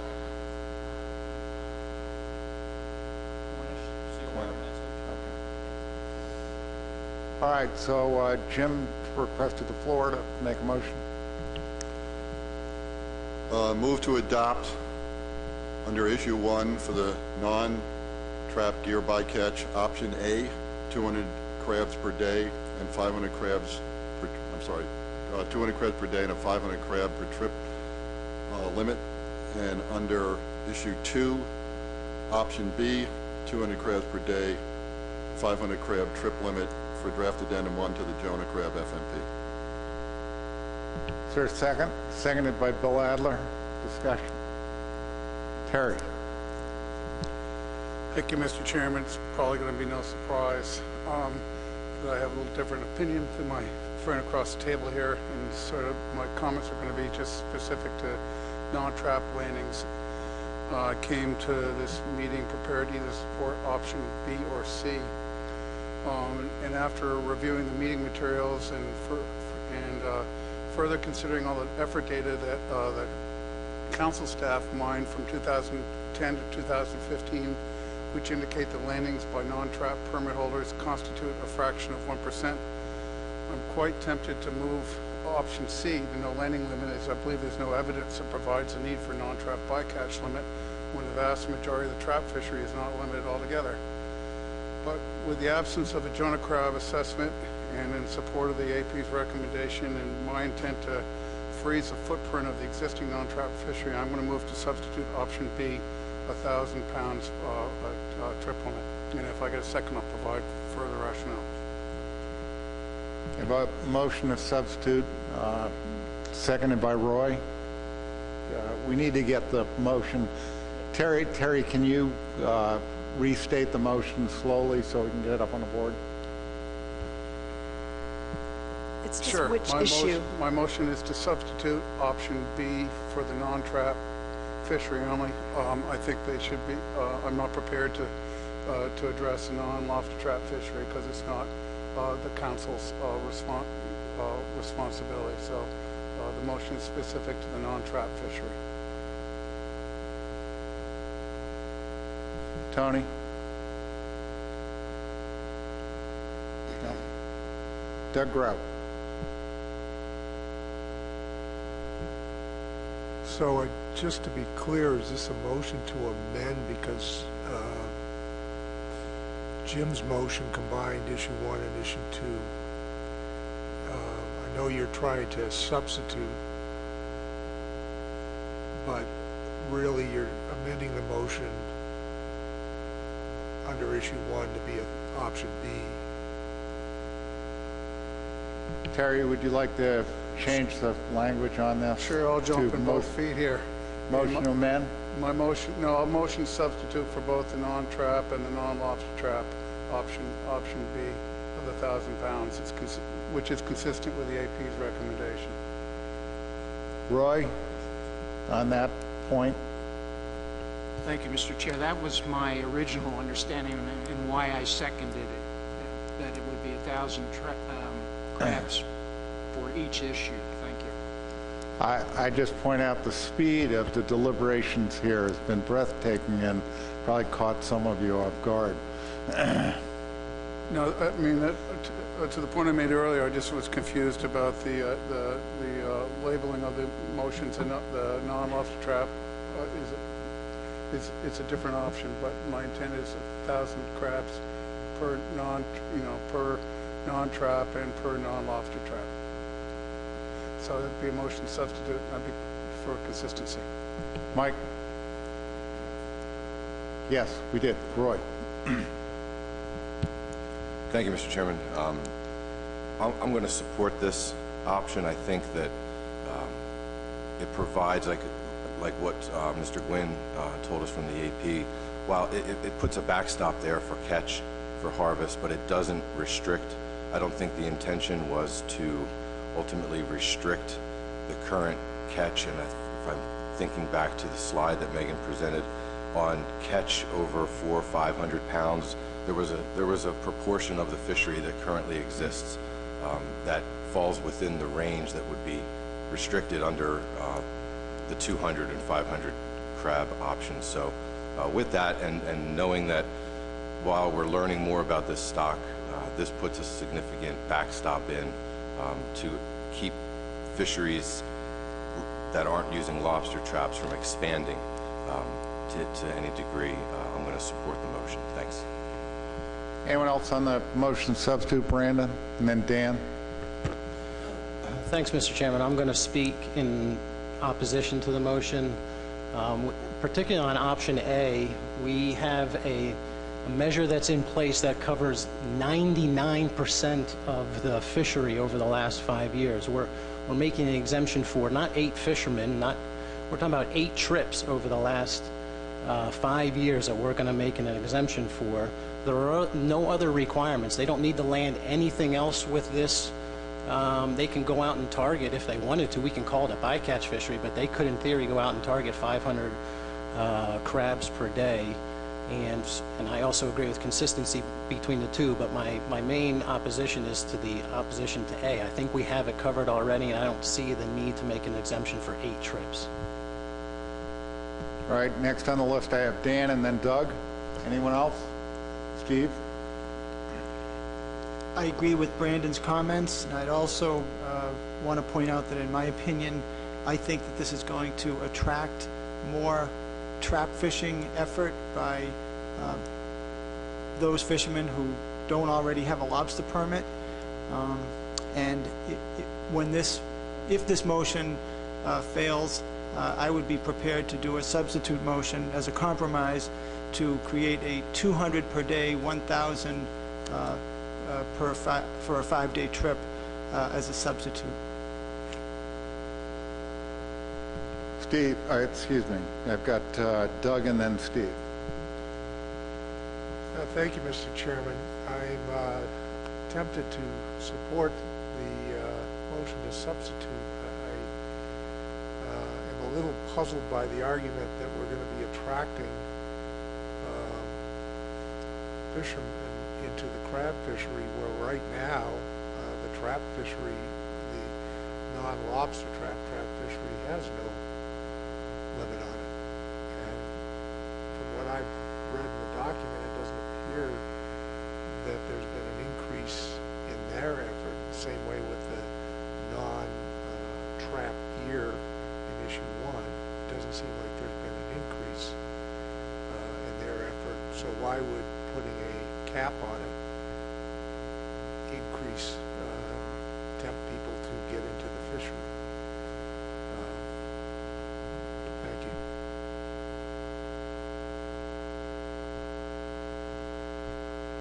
And Steve? Thank you, Mr. Chair. I'd say I'd oppose the substitute motion at this point because of the potential effort increase. We have trouble with bycatch definition here. We seem to think if you catch something that's below a limit, it's a bycatch. We don't care what else you're catching. I thought it was supposed to be a smaller portion of your total catch. So I am worried about a directed fishery. There may only be 8 or 10 people at this point, but this would allow 200 people to direct on it up to 1,000 because it's a bycatch. And I don't like the substitute motion for that reason. Right. Anyone else, Adam? I might just ask staff to reflect that these are Jonah crabs, not Joanne crabs in both motions.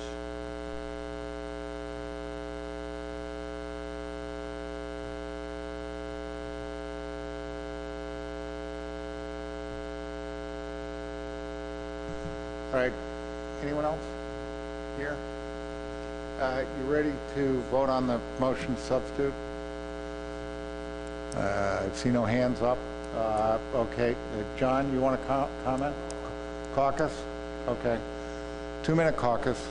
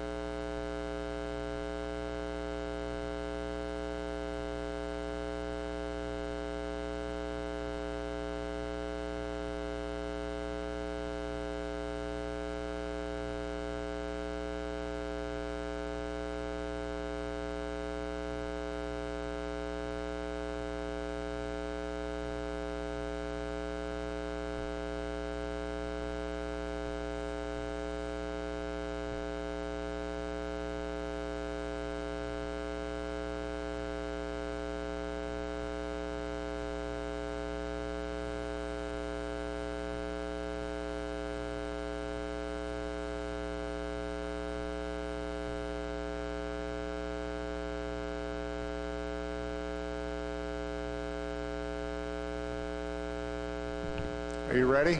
Dan? Ready for a vote? So this is on the motion to substitute. All in favor on the motion to substitute, raise your right hand.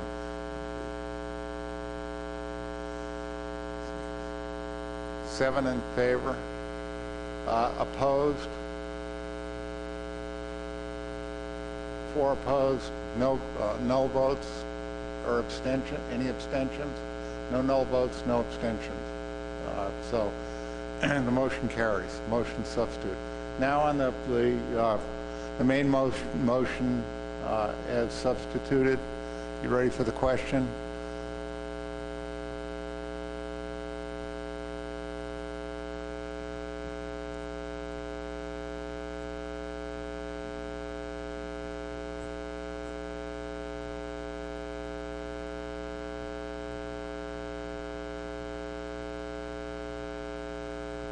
All right, is the motion clear? Dan? Will there be any discussion on this, or is it? Oh, if you'd like to discuss it, go ahead. I asked, are you ready for the question?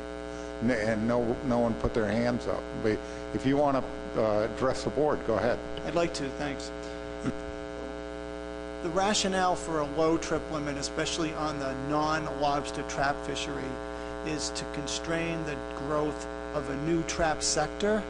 I don't think any of the agencies here at the table, at least I haven't heard plans to issue crab trap tags, crab trap limits, crab trap escape panels, crab trap escape fence. So there's a lot of work that is going to have to be done if we're all willing to open the door for 1,000 crab a day fishery with things that look exactly like lobster traps. So if you go down this road, you better be prepared to do the work to manage this. Now in Maine, New Hampshire, and Massachusetts, to my knowledge, you have to have a lobster permit to land a Jonah crab. So there won't be any new trap fishing boats, effort, and administration of that fishery. But everywhere else, you're going to have to take on this burden, so please keep that in mind. Other discussion? Any other discussion? You ready for the question? Need a caucus on this? Nobody seems to want a caucus on it. All those in favor of the motion signify by raising your right hand.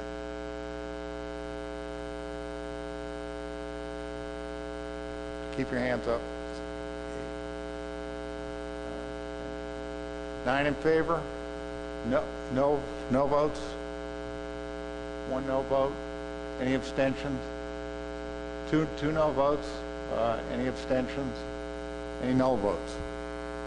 So the motion carries. Yeah,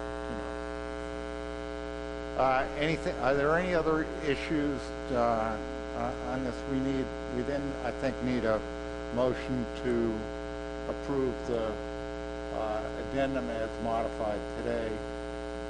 Correct, Tony? Tony? You need an implementation date and and then final. It's roll call for final action. All right. You heard Tony. Someone care to make that as motion? Anyone? Doug? I'll throw something out and move an implementation date of January 1, 2017. Okay. Is there a second to that? Second. Seconded by Terry. Discussion on the motion?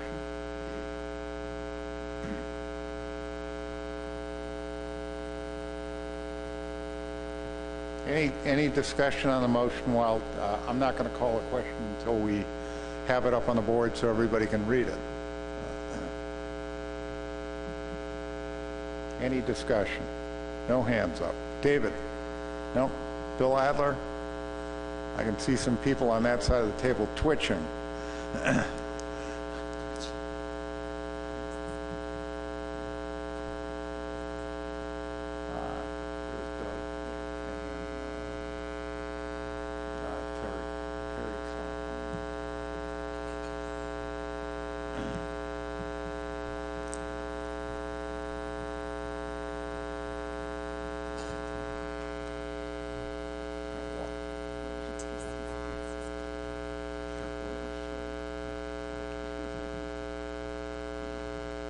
Yeah, while they were doing that, I thought... David.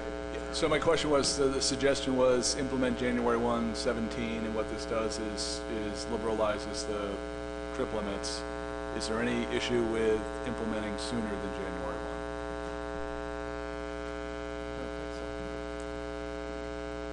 1? No, I think the states have flexibility to do that. And in fact, I just point out that Megan, per my request, has been keeping like a running tally of which states are doing what on Jonah crabs, and then we periodically send it out. So some states are just feeding it into their internal regulatory process when it's convenient, but everybody's got the same deadline. So, any other questions? Okay, so you've got a motion on the board by Doug Grout, seconded by Terry Stockwell. Any further discussion on it? Any need for caucus?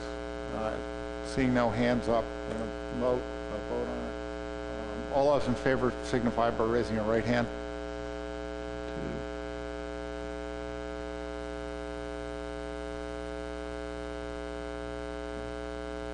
2. I got 10 in favor. No votes. 1 no vote. Any null votes? Any abstentions? Motion carries. Okay.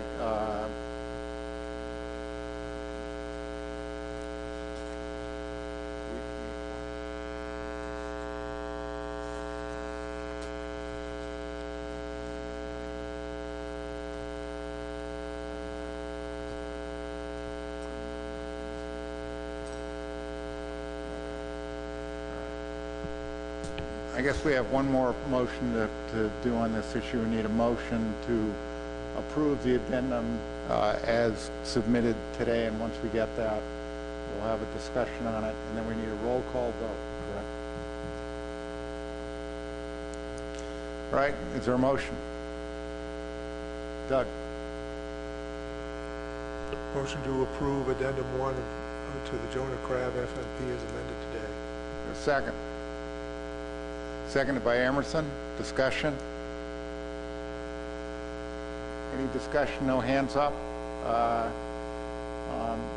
You ready for a vote? If you're ready for a vote, somebody, Tony, or somebody going to call a roll? Megan? Okay. Yeah. Bob? If there's no objection, you can do this through voice vote, but if you anticipate one vote or one state would object, you probably need to go through the roll call. So, I'm not sure what your vibe is, but if you want to speed it up, you can. Anyone care to object to this? At least one person going to object? We need to vote on it with a roll call. I'll just call the states. Maine? New Hampshire? Yes. Massachusetts? No. Rhode Island? Yes. Connecticut? Yes. New York? Yes. New Jersey? Yes. Delaware? Yes. Maryland? Yes. Virginia? Yes. NIMS? Yes. And New England Council? Yes.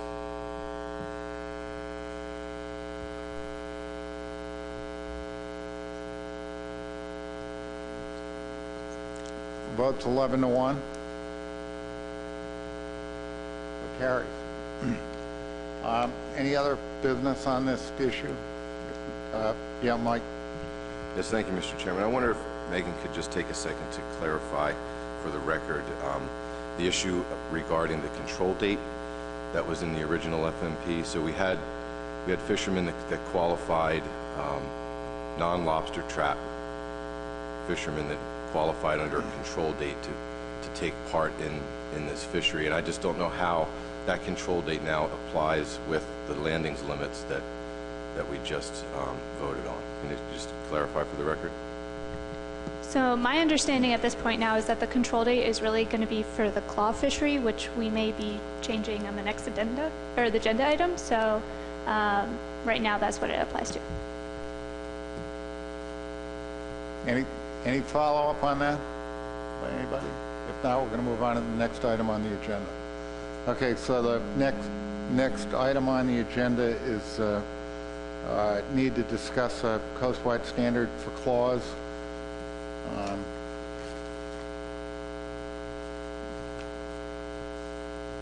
I mean, in terms of this particular issue, in terms of the background, when we originally adopted the FMP, we provided an exemption for New Jersey through Virginia. And then subsequent to that, the state of Maine and New York came forward and documented additional claw landings.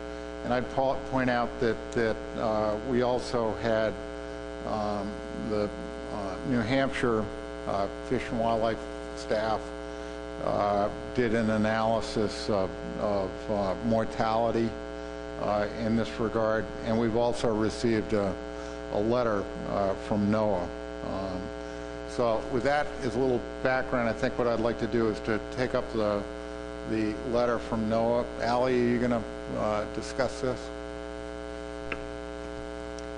Thank you, Mr. Chairman. As you just said, following the February board meeting, the Commission sent a letter to NOAA Fisheries requesting preliminary guidance on allowing claw harvest in federal waters.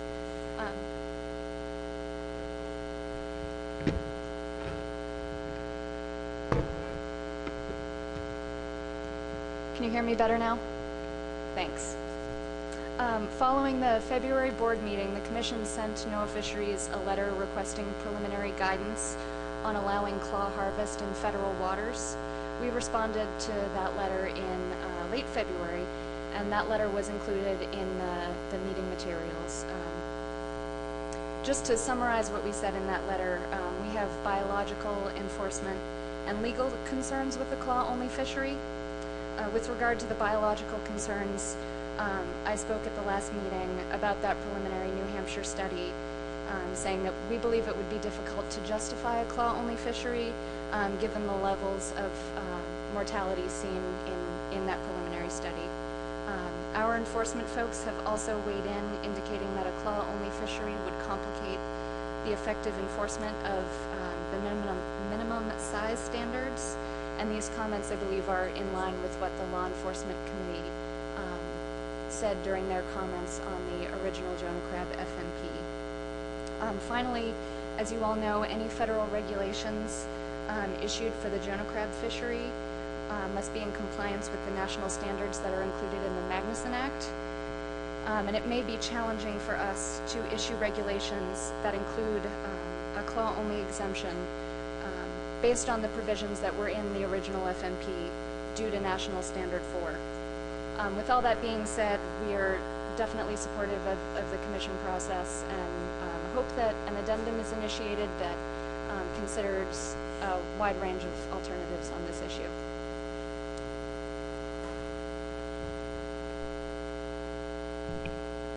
Questions?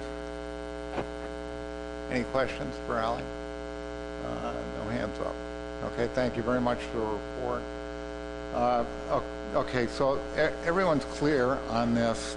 I mean, since we adopted the addendum and it did not restrict or constrain this particular activity, what we need to do here is basically promulgate an addendum, identify some options for the addendum, let it go to public hearing, and then bring it back in a future meeting. So with that in mind, I'd like to ask Jim Gilmore to address this. Jim? Thank you, Mr. Chairman. And I think you covered, most of the issues. The only thing I'll add is during the public hearings for Addendum 1, we cheated a little bit and we asked some of the guys about the claw fishery, and I think it further emphasized how much we don't know about this fishery. For instance, there is some seasonality to it in New York, maybe only during the warmer months that they're actually harvesting claws. There's also a gear component to it. Some gillnet fishermen essentially have been certain times of the year, they're just taking the claws off of the nets, so there's more to it than even we kind of understood. So I think an addendum is appropriate, and I have a motion when you're ready, Mr. Chairman. Any further discussion on this before we entertain a motion? If not, Jim, go ahead and make your motion, please. Are you going to do this live, or do you have this one written out for me? You ready, Kirby? Oh, there it is. I'll read it. Just a move to initiate an addendum to create a coast-wide standard for claw landings in the Jonah Crab fishery with options to, 1, establish a requirement to allow only whole crabs be landed, 2, establish a requirement to land only whole crabs but allow a specified volumetric amount of detached claws per vessel trip which meet a minimum length of 2.5 inches. Proposed volumetric amounts may include the following: a single 5-gallon container, a bushel, or a standard fish tote. And 3, allow the unlimited landing of detached claws which meet a minimum length of 2.5 inches. All right, you have a motion on the table. Is there a second to the motion? Mike, second. Discussion. Any discussion? No hands up. You ready to vote on this? Jim? You all set? You ready to vote on this? Keep in mind, the only thing you're doing is you're authorizing the development of an addendum. So any need for a caucus? Is there any objection to this motion? Anyone object? No objections, motion's adopted by consensus. Okay, so the next issue on the agenda is the ASMSC survey, Area 3 fishermen. Just as a little bit of background, the council is proceeding with a coral amendment. As part of that effort, they did a data analysis to look at impacts on certain user groups, one of which was the offshore lobster fishery. The result of that was that there was really very poor quality information in terms of landing levels in the area that might be affected. So as a result of that, the council staff, in conjunction with the commission staff, Mass Marine Fisheries and others, put together a survey, and I'm going to ask Megan to report on the survey. Megan. Thank you, Mr. Chairman. So we just heard a little bit of brief background, but I'll go through it. On December 18th, 2015, we received a letter from the New England Council requesting data on the distribution of offshore lobster fishing efforts, specifically around the canyons. And this request was related to the Omnibus Deep Sea Coral Amendment, which looks to protect deep sea corals either through discrete zones or broad regional areas. So how does this coral amendment relate to the Lobster Board? The amendment may restrict bottom tending gear, and it's currently unknown how the lobster industry is going to be impacted. So lobster is not managed by, or is not under the auspice of the Magnuson-Stevens Act, but the councils do have the authority to protect deep sea corals from fishing gear. And the most recent advice from NOAA General Counsel suggests that the council can restrict lobster traps. So just to give an idea of the area we're talking about here, they're outlined in black as the different canyons, also seamounts, and then there's a blue line you kind of see going down out to the EEZ. It might not be as clear on the screen here, but there are actually 3 different lines that go through the canyons, and they represent either 300 meters, 400 meters, or 500 meters, and those are the potential broad zones that are being considered. I'm going to refer to the Council's area of interest quite frequently in this presentation, and when I say that, I mean the highlighted areas here, so the areas that are boxed out that are generally seaward of that 300-meter mark. So as David mentioned, we were asked to provide data on the effort that is occurring out there, but unfortunately the data right now is just too coarse. It's reported by statistical area, so we can't say specifically what type of fishing is happening in different canyons or the revenue associated with different canyons. So the purpose of the survey was twofold. It was to obtain detailed information on fishing locations and revenue, and also to provide a picture of potential impacts to the lobster fishery should lobster traps be proposed as restricted gear. And a summary of this survey is going to be presented to the Council's PDT and/or Habitat Committee, whatever we feel is most appropriate in discussion with the Council. So I'm going to go through the survey responses. These are really just the highlights of the survey. The entire report on the survey responses is included in your supplemental materials, but I thought these were kind of the most important points. So we mailed out 97 surveys to active Area 3 fishermen, and 34 of those were returned within the 5-week period with a response rate of 35%. Of those 34 that were returned, 19 surveys represented vessels that fish traps in the area of interest.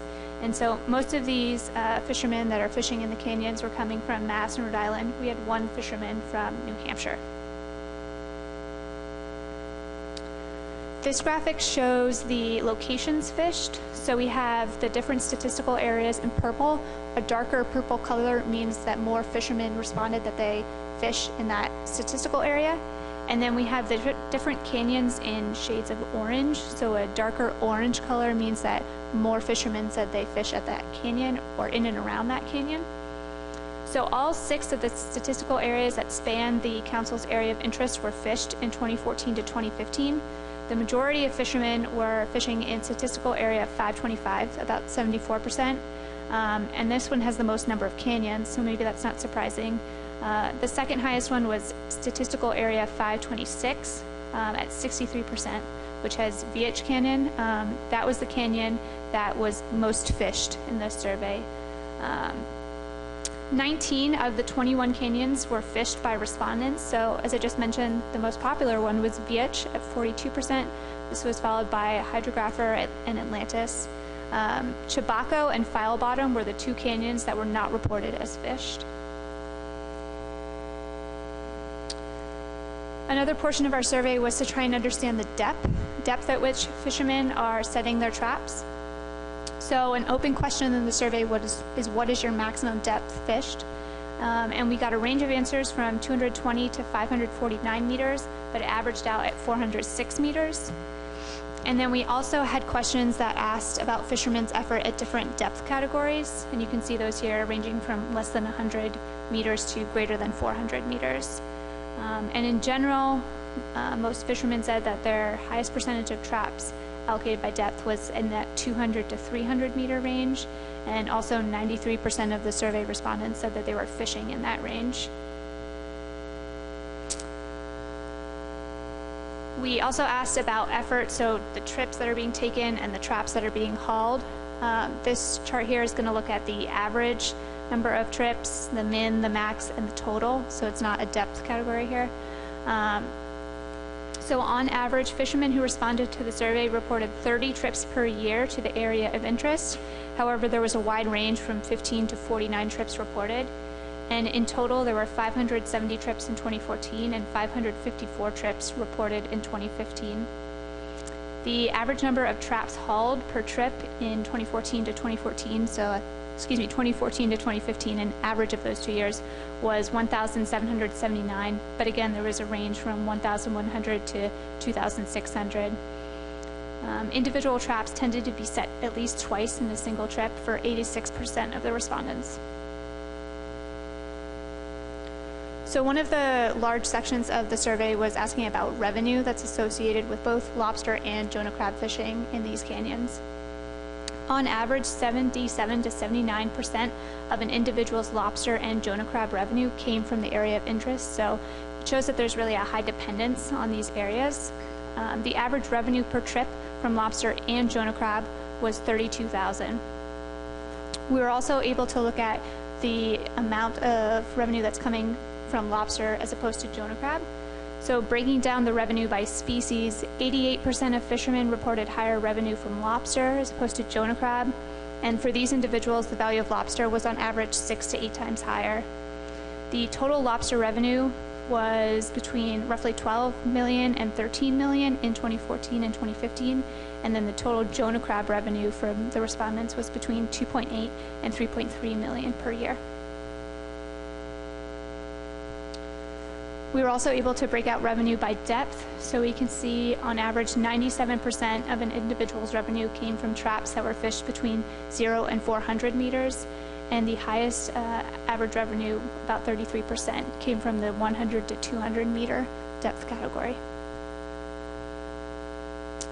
And then finally, we were able to break down revenue by canyon. So what you have here in the blue bars is lobster revenue, and the red bars is Jonah crab revenue. And the bars represent how often, or the percentage of times, that that specific canyon was named as a top contributor to either lobster or Jonah crab revenue. So the top 3 individual canyons that contributed most to fishermen's lobster revenue was VH, Lydonia, and Atlantis. And then for Jonah crab, it was actually a 7-way tie. So 7 canyons were named equally as often as top contributors to a fisherman's Jonah crab revenue. And these included Alvin, Atlantis, VH, Hydrographer, Powell, Munson, and Nigrin canyons. And I'll take any questions, but I'd like to thank Kelly Whitmore, Elizabeth Morrissey, and Robert Glenn from SCNF for helping draft the survey, collect the responses, and also analyze this. It would not have been possible without them. Questions for Megan? Any questions? No questions. That's a good sign. We're wearing them out. Bill. First of all, I don't know if this is the place, but in the comments that the council can manage lobster traps, is this a change from when, several years ago, we were dealing with closed area 2, where the mobile gear had agreed to something and the council was able to rectify or put in the rule book? Whether they did or not, I don't remember, but they were going to put it in because they could. But then they turned to us and they said, but we can't put a rule in to tell the lobstermen out there that they have to stick to their side of the bargain, which the lobstermen in Area 3 had agreed to. And so we, at the ASMFC, had to put an addendum, I believe it was an addendum, in place that basically put the lobstermen on the queue that, yep, you got this schedule, and the ground fishermen, the council's handling them, or NIMS is handling them, their side. But the point here was that they had come and said, well, we can't control the lobster side of things, but we want you to, and we did. We passed it. And so the other question on this coral thing that you just presented showed out in Area 3, way out. But if this is passed by the Council and National Marine Fisheries Service, that they have these restrictions out there for the coral out there, what is to prevent an expansion of those closures, if that's what they do, to other areas other than what they're looking at right now? I mean, in other words, if they pass this way out there in the middle of, I don't know where, but they pass it, and then all of a sudden, well, we passed this rule that does some restriction, but let's look at these other areas, and then they start bumping areas closer to shore. I don't know what the answer to that is, except they get worried that, you know, we opened the door. So, I don't know, Mr. Chairman, where I'm going with this, other than the fact that I just wanted to alert that one thing was managing lobster traps out there, and did something change from the way we did it before? And the second is more of a concern that could any development on the coral side develop into an expansion in federal? I guess that's where I am, and I'll say amen. Bill, we're going to get into the coral discussion next, but let me just, because I mean, you're raising all valid points. I'll just add my own 2 cents.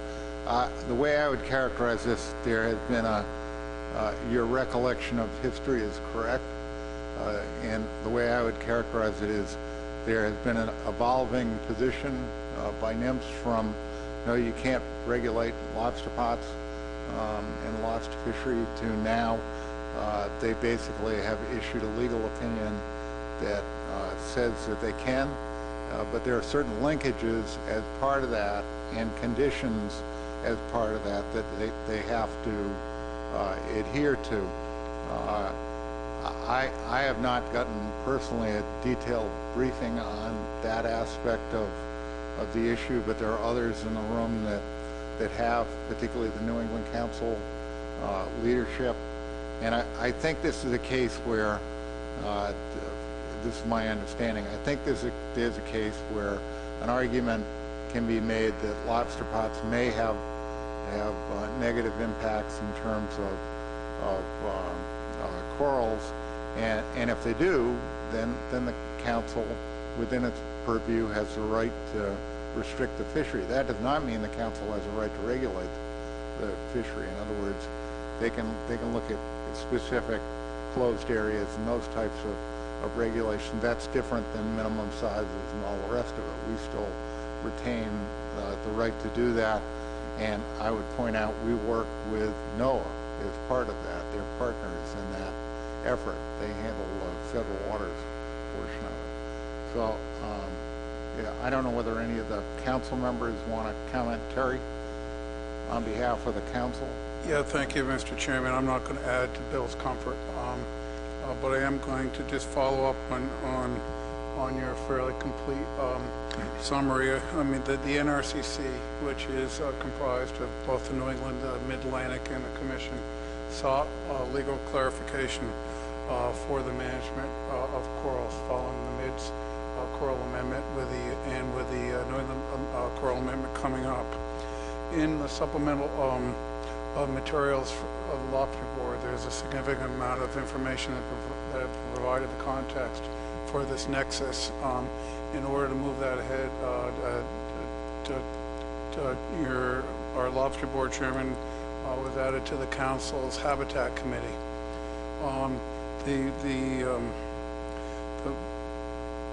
A presentation that Megan just gave related to the deep sea canyons and the sea mounts is only part of what the council is contemplating for future action. There's some very large areas in the Gulf of Maine that are also being considered, and we've got a long way to go between now and when we get close to final action on that. So I guess the long and the short of it is it's a partnership between the commission and the council as we move forward to protect corals while still trying to incorporate the operational realities of the lobster fishery. Any other comments on the survey itself? If not, I'm going to make a suggestion that the survey itself has not been distributed to the industry, and my suggestion here is we take, say, 1 month. We allow any of you that want to review the survey in more details the opportunity to do that and submit whatever written comments to Megan that you might want to do.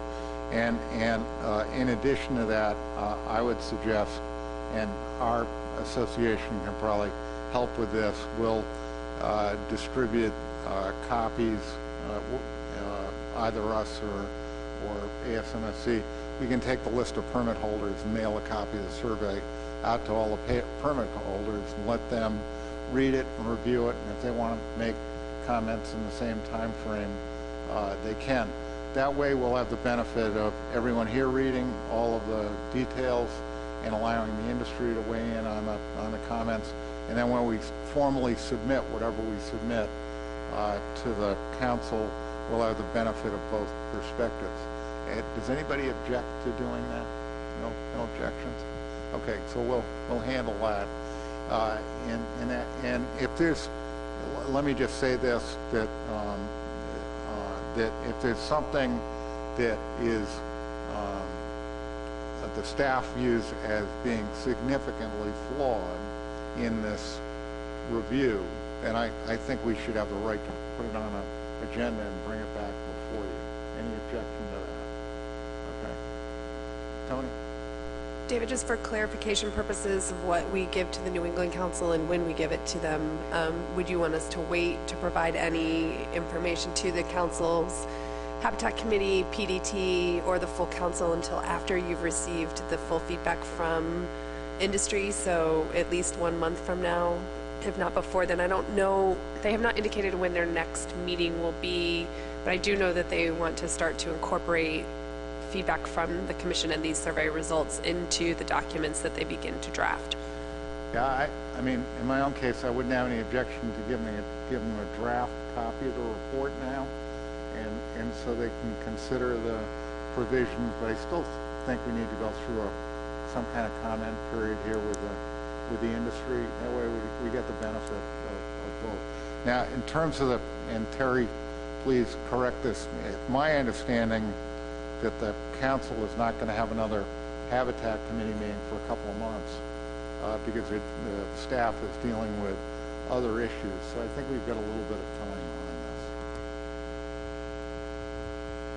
this. Okay, so with that as guidance, we'll move on to the next issue, which is corals, and we're back to Bill Adler. There are two aspects of the coral issue, and I mean, actually, we had three items on the agenda that related to this.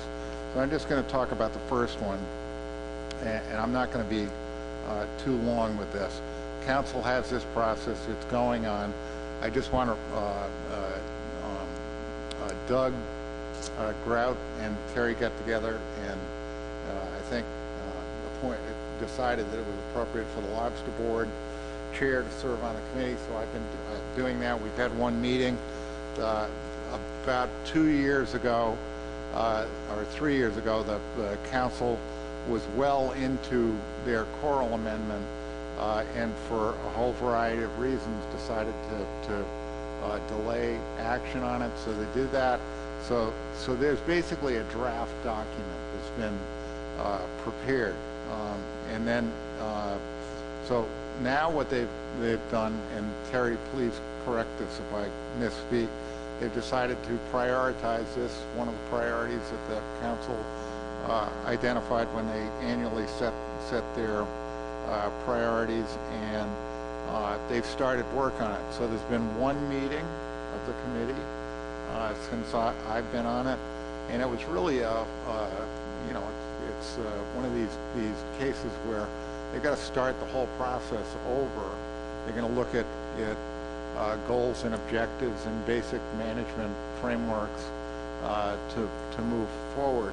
So although there's a draft document, that document has not been reviewed by the council, and there's no formal position on the part of the council, other than a few provisions that have been recommended by the committee. So this is essentially my point in this is this is essentially the start of the process, and what I would envision doing in my capacity as chair, I'll try to represent the interests of the board as well as I can, but I think it's going to be critical to pass some of the documents off to the board and eventually get one of the New England Council staff down here to brief the board in detail.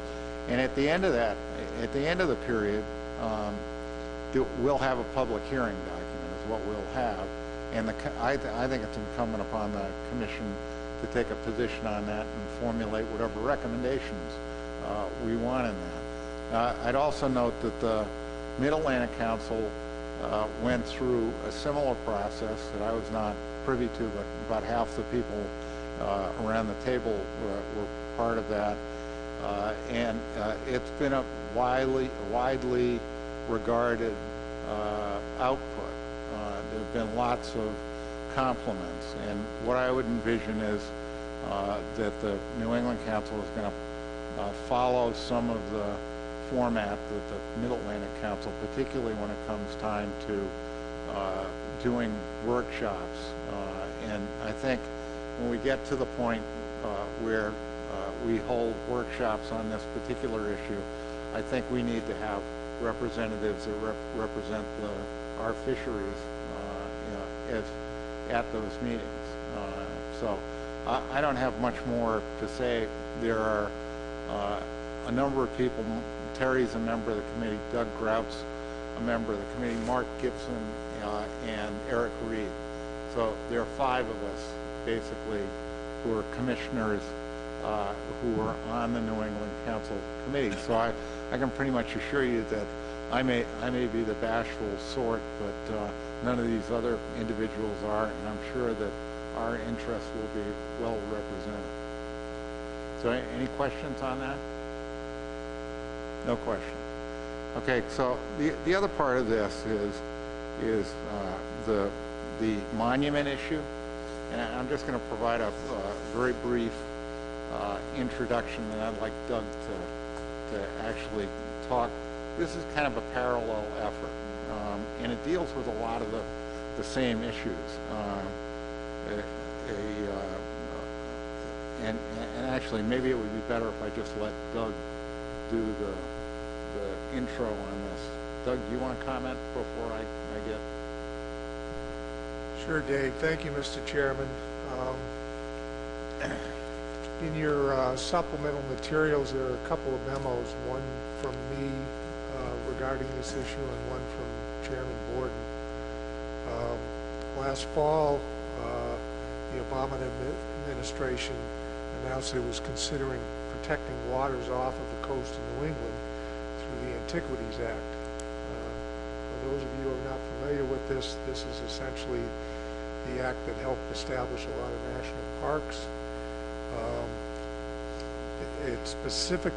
The proposal specifically identified the New England coral canyons and seamounts as a region, as well as originally there was a proposal to protect Cassius Ledge. But there was no details behind it, what kind of restrictions might occur, nor were there any details about the boundaries of it. Then on March 25th, the White House Council on Environmental Quality announced that they were removing Cassius Ledge from consideration, at least under this administration, for designation as a national monument. However, those areas southeast of Cape Cod were still going to be considered. As I said, the Antiquities Act has been used to create national monuments on federal lands, and of course 3 to 200 miles is considered federal waters. It's supposed to be areas that contain historical landmarks, historic or prehistoric structures, and here's the part that applies to us, or at least to the ocean here, is other objects of historic or scientific interest. And I think the main purpose behind considering these is to protect the deep sea corals. It's also supposed to be, when they establish it, it's supposed to be the smallest area compatible with the proper care and management of the objects to be protected.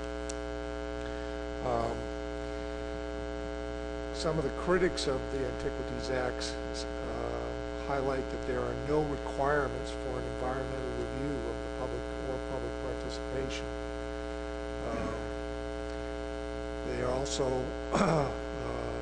mention that they're vague on the size of the requirements or the criteria for establishing the monuments. Those who support it, using the Antiquities Act, state that it's important to expeditiously preserve resources for future generations. Because, as we've seen from the survey that we just reviewed of the offshore lobster fishery, I think we know there's significant lobster fishing effort going on in the offshore canyons. We saw that it's worth about $15 million a year for the combined lobster and Jonah Crab landings.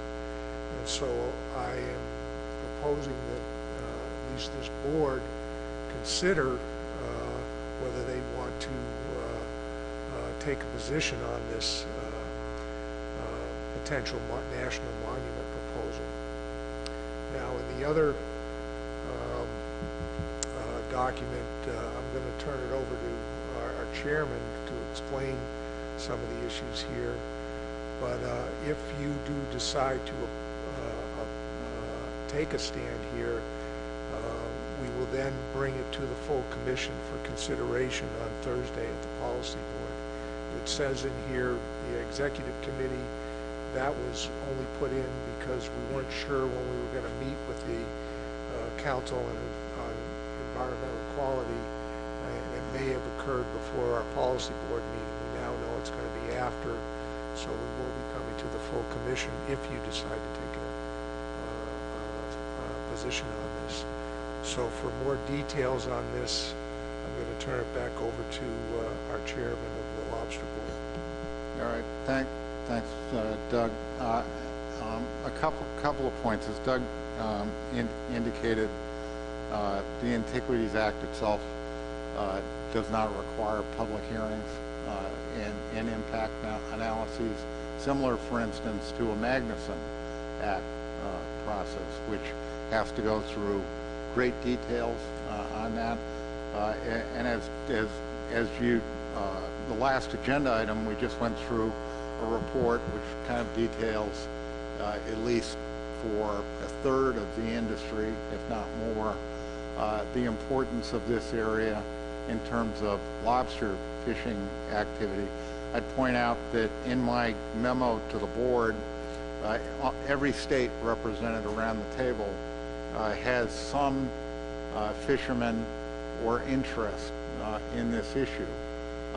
And the two states with a predominant interest are obviously Massachusetts and Rhode Island, but states in northern New England, New Hampshire, have a very pronounced interest in this issue.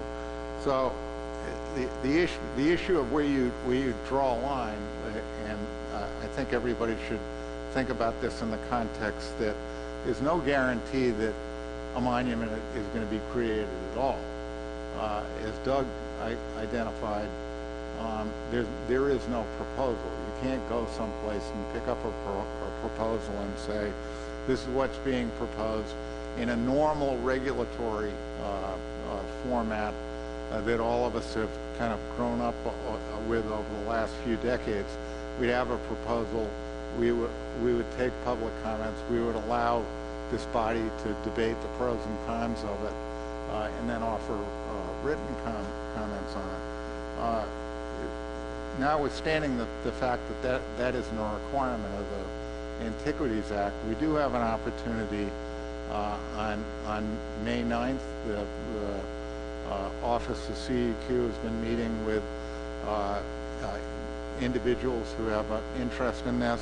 They've met with, I think, the council representatives. They've met with some of the states and some of the fishing interests in New England.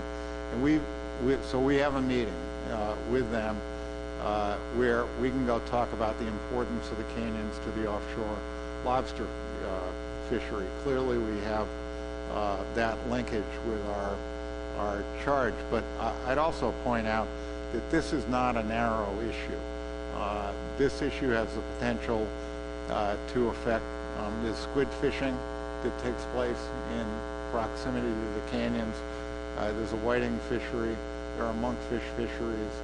You know, if you look through as I put in my memo to the board, there are a number of different fisheries that this commission does not regulate, but will be affected depending upon where a line is drawn.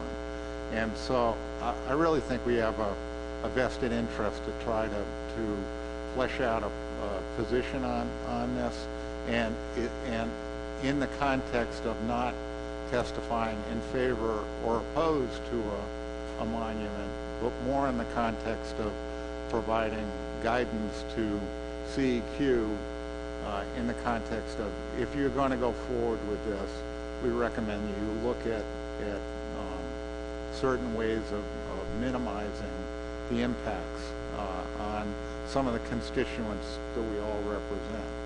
So what I'd like to do is take any comments that people want to offer, and the basic question, I think, to the board is, if you want to try to finalize some kind of preliminary position on this, and I use the word preliminary because if, for instance, there's no action on this and a proposal comes out, then I think it's incumbent upon both the board and the commission to actually take a formal position based on whatever the written position is at that time. But in the meantime, I think we need to provide some guidance to the Office of CEQ on how this would be done to mitigate impacts. So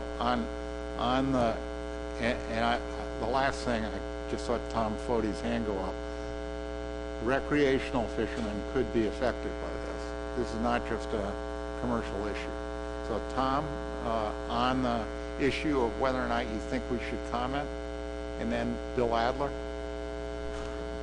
When President Clinton proposed Hawaii to put the first monument there and close millions of acres to commercial fishing and recreational, the recreational community in Hawaii said, well, it's not affecting us. And I was one of the people yelling and screaming that, no, you better watch out, this is going to affect you, and you shouldn't be supporting this. You shouldn't support closing an area like that in the monuments. That's what happens in most of the monument areas, without the signs to justify the closure.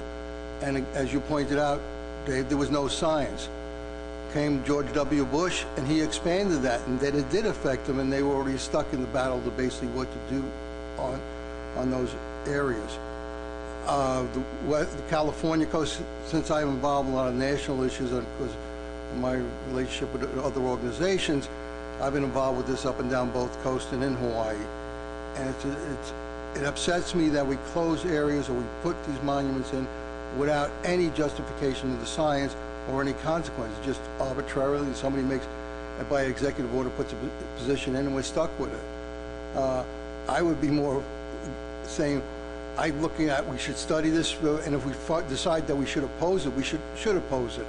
Because I think that we get ourselves sucked into saying, well, we should just agree with it, that they provide this, and then all of a sudden 5 years later another president can come in and change it altogether. And depending who they listen to, which they listen to other groups that are not involved in fisheries, it affects both commercial and recreational fishermen. And we basically testified and sent out letters in regarding that, the same way we're doing against the proposed sanctuary for Sandy Hook Bay in the areas. They just came in and decided that because a guy from the Heritage Foundation decided this was a good move. He has no idea of commercial or recreational fishing, but says it's a great idea. He says, you know what the consequences? He says, well, I don't care. I just thought it was a good idea. And so they're moving forward. So we have to be careful. I mean, we're here to represent sustainable fisheries. That's what it's in the charter. And anything that won't promote that or just arbitrarily shut down areas, we should be opposing. Thanks, Tom. Bill Adler and then Pat Kelleher. Thank you, Mr. Chairman. I do think we ought to put some type of a letter in or some kind of a response saying that, you know, you got to look out for this, you got to look out for that. And then perhaps, as Tom had brought up, if there is a proposal, we put our position in or our thoughts in. Apparently they may not have listened to us, so then we oppose it. My question is, if they do a monument, national monument, who puts the rules in on that, or is it just, yeah, this is a monument, no rules, no changes, or does somebody get assigned, I don't know whether it's the National Marine Fisheries Service, to put in restrictions for the thing that was just declared a monument? I don't know. And I also wanted to see what other areas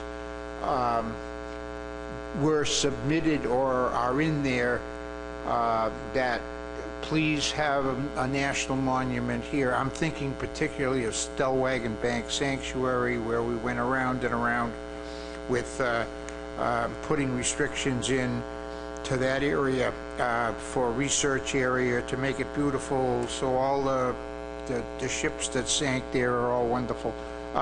And so I just was curious as to whether Stellwagen had put in something on this monument thing that, hey, consider us.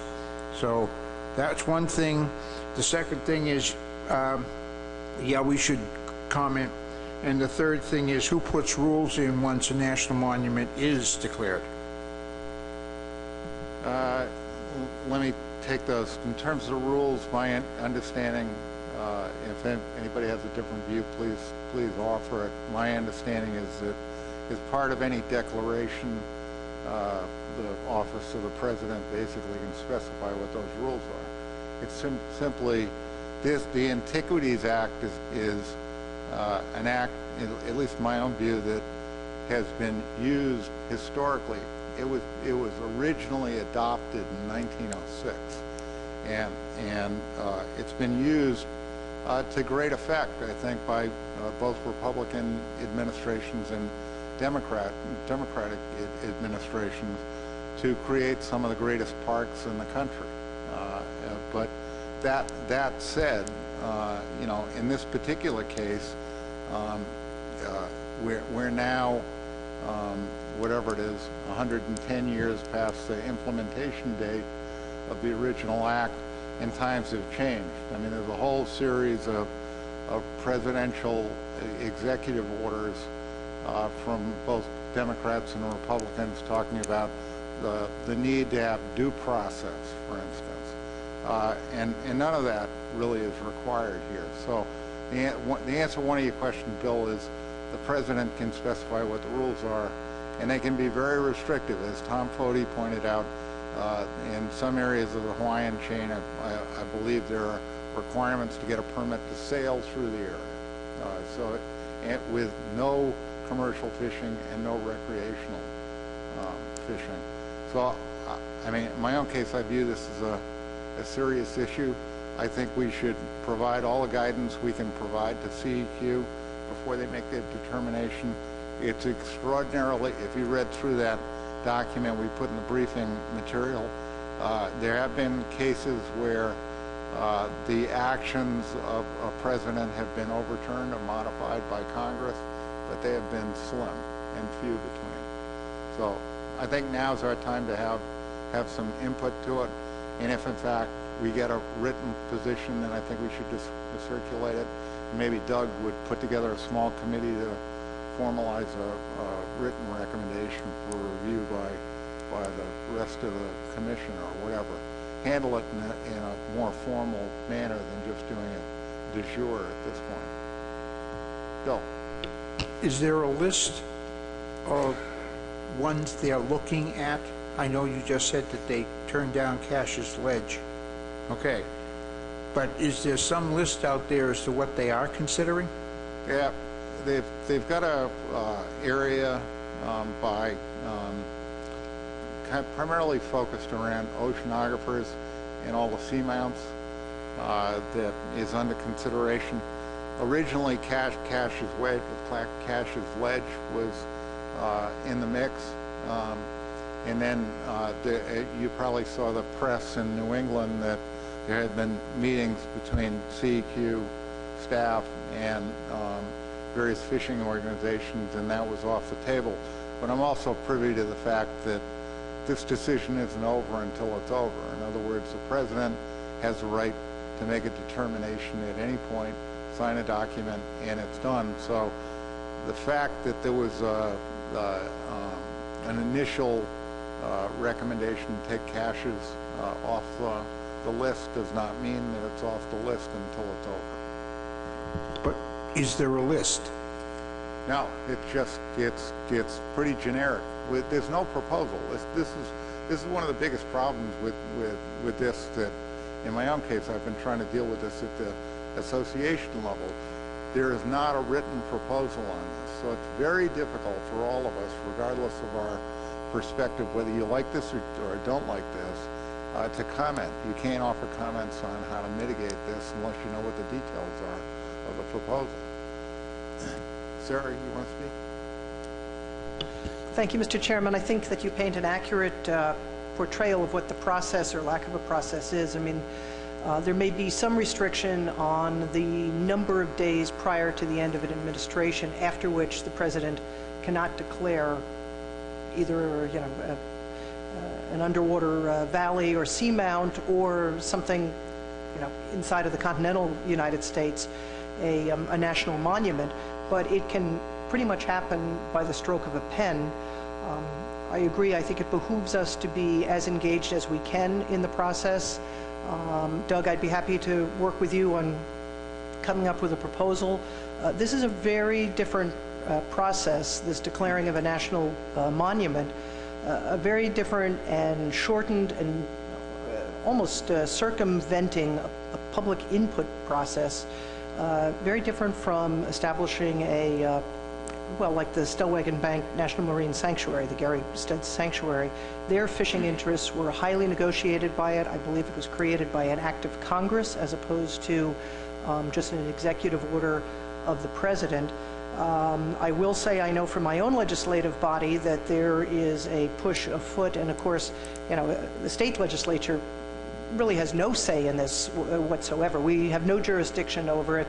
However, state legislators along the coast do have a bully pulpit with which to weigh in, and there is a concerted effort to get especially legislators that represent coastal communities to weigh in favor of the creation of this protection around, first it was the seamounts and the canyons, now it's primarily just the canyons. So as an organization, I think that we can certainly at a minimum go back to our home states, and for the legislative representatives or their proxies who are here to reach out to our colleagues inside the state legislatures to say, hey, before you just sign on to some sort of group letter encouraging this, come talk to us, let's see what the proposal is from the ASMFC. And then I think for this group to take a position is also critically important. Yes. Thank you very much. Just to follow up on that, I'd note that Beth Cassoni and others in the audience have already submitted very detailed letters to the president on this. You know, and in Beth's case, she was speaking on behalf of 10,000 lobster men. So I've got Pat Kelleher on anybody else, and then I'm going to make a suggestion. Pat. Thank you, Mr. Chairman. I think the points have captured a lot of the process. The state of Maine's been very vocal on this particular issue. Governor Page submitted a letter to the president, unanswered, but submitted a letter. We participated at the listening session, if you will, in Providence, Rhode Island. As a side note, Brown University pushed very hard, and I wanted to unenroll my son from that school immediately based on some of the comments I heard from Brown University, but he wouldn't leave. So the one thing that has not been talked about is the fact that the president also has created a National Ocean Council. He's completely gone around one of his own executive orders in doing so. He's been silent on that particular issue. We addressed that with CEQ at a meeting this winter. To your point, your very accurate point, it's not over till it's over. When CEQ told myself and some of my staff that Cassius was off the table, they used their words very carefully. And it said Cassius is off the table for now. And they were focusing on the canyons and seamounts. So I think it would behoove this body as a board and as a commission to take action and lay out a very carefully worded letter expressing our concerns, especially from a process, as it's from a process relationship. This is, for me, very problematic that we could move down this road, create these large closures with zero input from the public and from the industry. All right, so let me just suggest this, that is there anyone around the table who disagrees with a comment that we should try to comment on this? So there's no disagreement with that. So let me try to expedite this by Eric Reed and others have been working on a proposal, and Eric would like to expose the board to it and see whether or not you're receptive to it. I just introduce it by saying it is a process suggestion. And what I mean by that, his suggestion is basically to create a line, and if this is a big if there's going to be a monument, then deal with the monument from this line seaward, and then allow the New England Council to proceed with their coral management process, which is a very public process with impact analysis and so forth to flesh out the details inside. So Eric, you want to offer comments and then put your proposal on the table? Good. Are you putting up a chart on the board as well, or no? Okay. I'll do my rationale first, and then I have the motion. You can start reading the motion. If you don't want to listen to me, that's fine.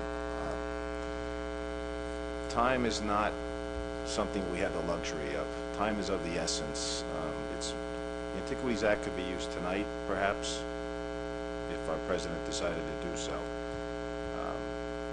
The two acts of Congress that are possibly in play on this issue, and we should prefer that the Magnuson-Stevens Act, the council process, be used. And the reasoning for that, in my opinion, is that it's better informed on the issue.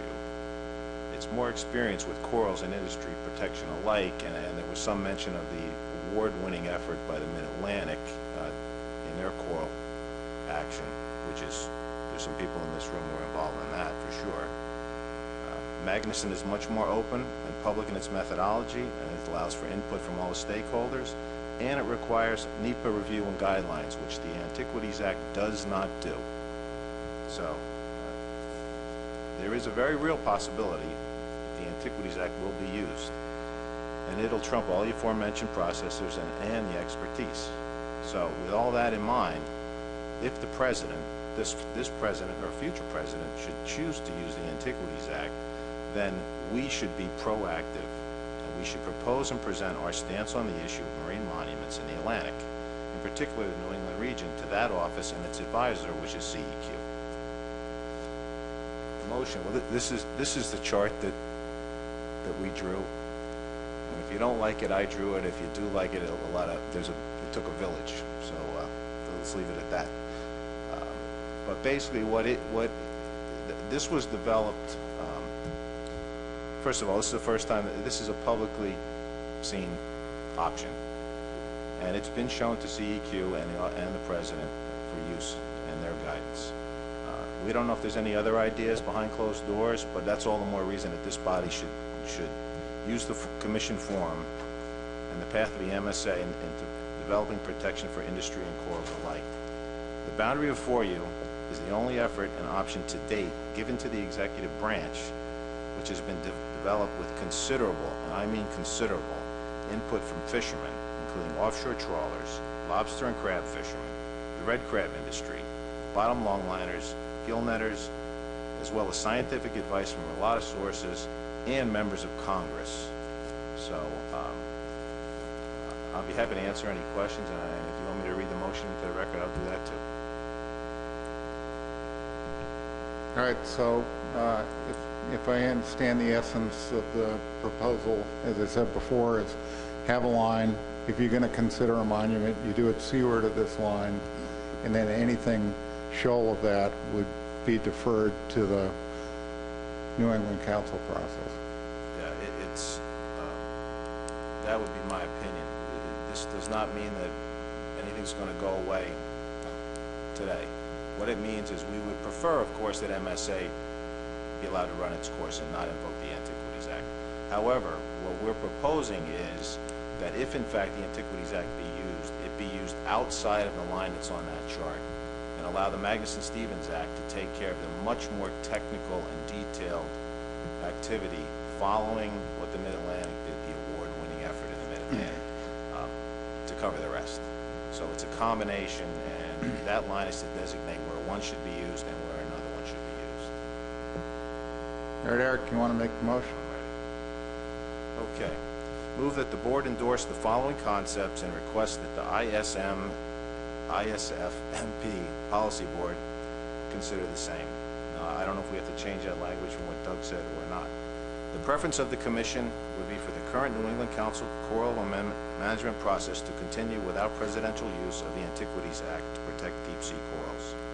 Should the President, advised by CEQ, insist upon designating a New England waters deep water monument prior to the end of his presidency, the Commission requests that any areas so designated be limited to the smallest area compatible with the proper care and management of the objects to be protected as required by the Antiquities Act. The area be limited to depths greater than approximately 900 meters and encompass any or all of the regions seaward of this line out to the EEZ.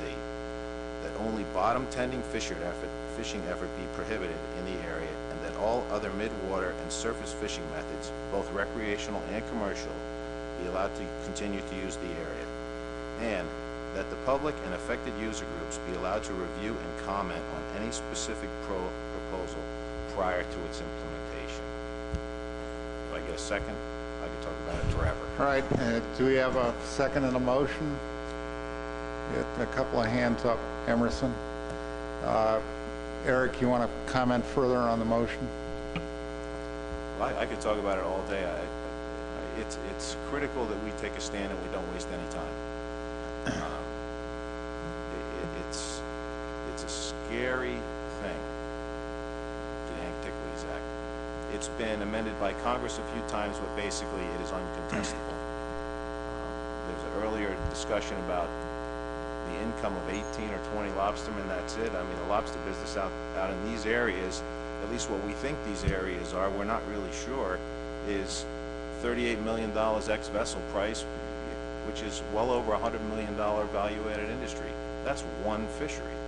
There's a huge whiting fishery out there. There's butterfish, there's squid, there's the red crab industry who fishes deeper than anybody. That's $15 million ex-vessel and 150 people working in New Bedford. And that fishery is MSC certified. So, I know it's late, but I can't stress the importance of taking a position on this anymore. Eric, I just want to make sure that I understand the process here. So if this motion were to be adopted, it's a recommendation of the policy board. If the policy board adopts it, then the commission would send a letter to CEQ articulating this position. And when the leadership of the commission goes and meets with CEQ on this, we'll verbalize whatever the position is. Is that correct? As far as I understand, Mr. Chairman, that is correct. And to answer your question, CEQ is the Council on Environmental Quality, which is basically the advisor to the president in these kinds of actions. They have been to New England for at least 5 more or less invitation-only meetings to discuss this issue, and they've met in the White House with several other user groups. But it's a listen only and a few questions.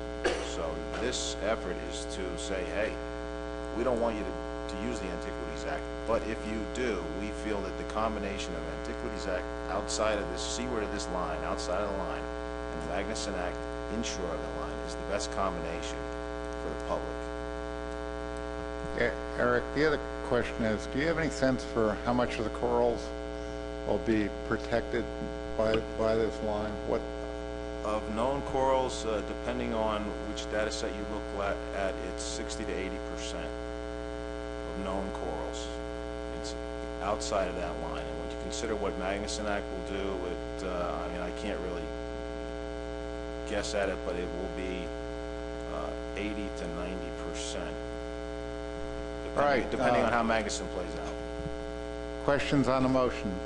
I've got Tony and then Dennis. I was just going to suggest that the language at the beginning of the motion reflect what the intent is to do, and it's that the policy, or the Lobster Board is requesting that the ISFMP Policy Board send a letter to CEQ. So that's what you would be asking for. So it's just clear on the record of what we're asking the Policy Board to do. It's to CEQ that you want the letter to be sent to, correct? Who would the letter go to? You would send it to the president. Okay, to draft a letter to the president then. Right. So Tony, Eric, is that agreeable to you in the second? Or if it is, then might I suggest you work with Kirby and add that language into it while I take a few comments? Any comments on this? Mark Gibson. Thank you. A couple of comments. First, I would suggest dropping the words prior to the end of his presidency. I think that, well, implies that there's some legacy building issues to go on here. I don't think that really belongs in a letter to the highest chief executive. It may be true, but I don't think we should be saying something like that. Second thing, the weaknesses that occurred to me, I don't object to the plan, but the designation under a marine monument is protective over all extractive activities. And what we're suggesting is that we can take care of the fishing part of it, ASMFC and the council. It leaves just open to proponents can marshal the argument that we're worried about more than fishing. We're worried about mineral extraction, gas and oil, sand mining, whatever else might go on there. That's all out of our reach, with the exception of consultations for essential fish habitat actions that might impact that. So just wanted to put that point out there, and also suggest that we could be a little more respectful in that set of words there. Sarah? Thank you, Mr. Chairman. In that vein, I think it would be powerful for the motion to lead with the notion that the public and affected user groups should be allowed to review, we ask that they be allowed to review and comment on any specific proposal prior to its implementation. So I think a key element of what's missing here is the lack of public process, and therefore the lack of the ability for what will become a final order to be amended, negotiated, compromised over, and ultimately for the best solution to come out of the process. So, what we're looking for, even though there is no public process, we're going to send a letter and try to create a public process here. But I think asking not only that we, but the other affected user groups be allowed to review and comment is absolutely essential to what's going on here. I got, thank you, Dennis Abbott, and then Pete Burns. Thank you, Mr. Chairman. Just a question about this. I'm assuming that the Antiquities Act doesn't expire with Obama's administration in January. Is that not true? Doug, you're shaking your head. The Antiquities Act has been in place since 1906. Yeah, 1906, correct. So, again, my point would be that in the paragraph it says, should the president, it almost speaks about the existing president, should it not read, should a president? That's another perfection so we can avoid making motions and substitute motions. Eric? Yeah, that's fine with me, and Sarah's request to put the last bullet at the top is fine with me as well. The way I wrote it originally was president, current or future, but that's fine. All right, so seconder agree to that? Yes. Emerson? Yeah, that's fine with me. Okay, so if the staff could revise that motion accordingly. Other points on the motion? Any other points? Yeah, Pete Burns, excuse me, Pete. Getting late. Doing a good job, Mr. Chairman. Thank you. I just wanted to say for the record that NOAA Fisheries certainly appreciates and respects that the board wants to comment on this issue, but we're going to abstain from this because the proposal comes from the Office of the President. Terry. Yeah, I want to follow Pete in saying the New England Council is a quasi-federal agency, and I will be abstaining from this, voting on this motion as well. Anyone else on this? And I'm going to take a few comments from the audience. Greg, or anyone else in the audience want to comment on this motion?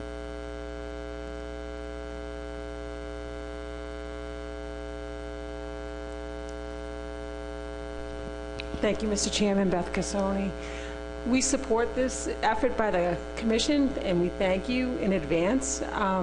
We've been meeting with congressional members and bringing this to their attention continually, and it is of the utmost importance that this does not happen.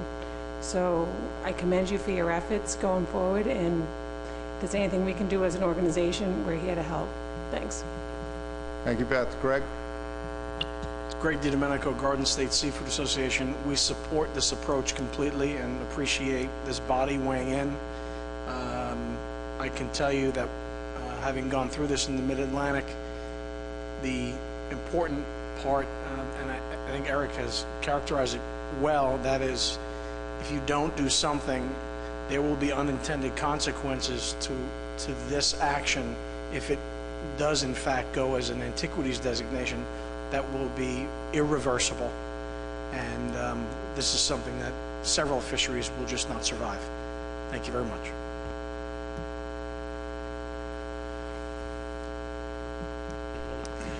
Yeah, Arnold, Leo, I represent the fishing industry of the town of East Hampton, and I just want to put us on record as supporting this motion before you. I do think that one word about the wording of the motion. In the paragraph that says should a president insist upon designating, I think insist is a little over the border. I think if it just says should a president designate a New England waters deep water monument would suffice. Thanks. Anyone else in the audience before I go back to the board? Dick Allen? Is there anybody else while Dick is going up there? Okay, no hands up. Yeah, I just want to speak on behalf of Little Bay Lobster Company and the Atlantic Red Crab Company that I think this is an excellent approach. I think it really satisfies everybody's interest. It's not like you're just opposing it. It gives those who want to protect a huge area what they want while still protecting the ability to do the process right as you go along. So we'd support this. Thanks. Thanks, Dick. Back to the board. Any other perfections of the language? Are you ready for the question? Do we need a writ? Thank you, Mr. Chair. I guess I agree with Arnold on the insist is, I think, a little harsh. And how about if we say if should a president decide to designate as opposed to insist? Okay, so Eric, in the seconder, you get another perfection here? I'm fine. Emerson? Yes, I'm fine with that. Any objections to the perfection? No objections. Ready for the vote? Do you need a caucus? No hands up. All those in favor signify by raising your right hand. Up, Tony. I hate to do this to you, Eric, but you've changed it a little bit here and there, so I think we should read it into the record. I know, but you've changed the language. Right, so Eric, would you read it one more time? That's what Joe would tell us. That's what Joe would tell us. Yeah, Joe. Okay.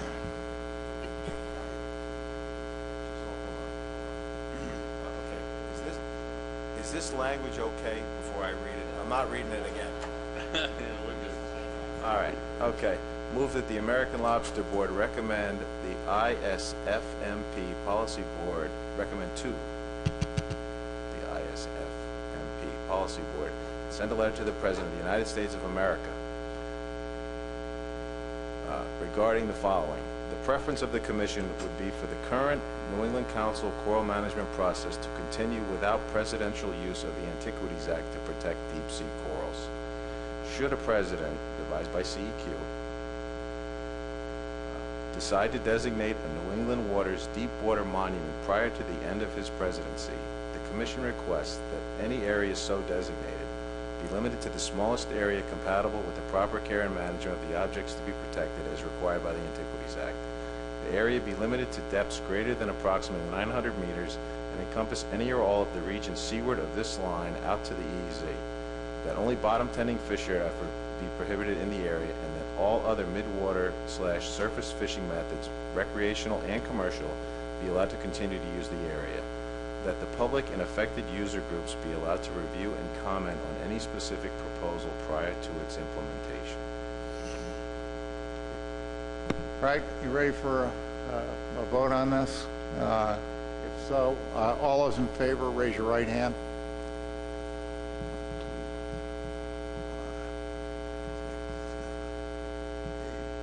Nine in favor. Opposed? Any opposed? Abstentions? 1, 2, 3 abstentions. Any null votes? Motion passes. Any other business on this agenda item? Yeah, Dan. Other business? I'm going to go into other business, but just saying, any other business on this agenda item? No? Okay, so I think we're to other business. Terry had asked for time under other business. Is that correct? Mike. Terry? I'm going to defer to John Bullard or Pete or Chip for an update on the SBRM coverage for lobsters in New England. Peter? Thank you, Mr. Chairman. Yeah, just a brief update.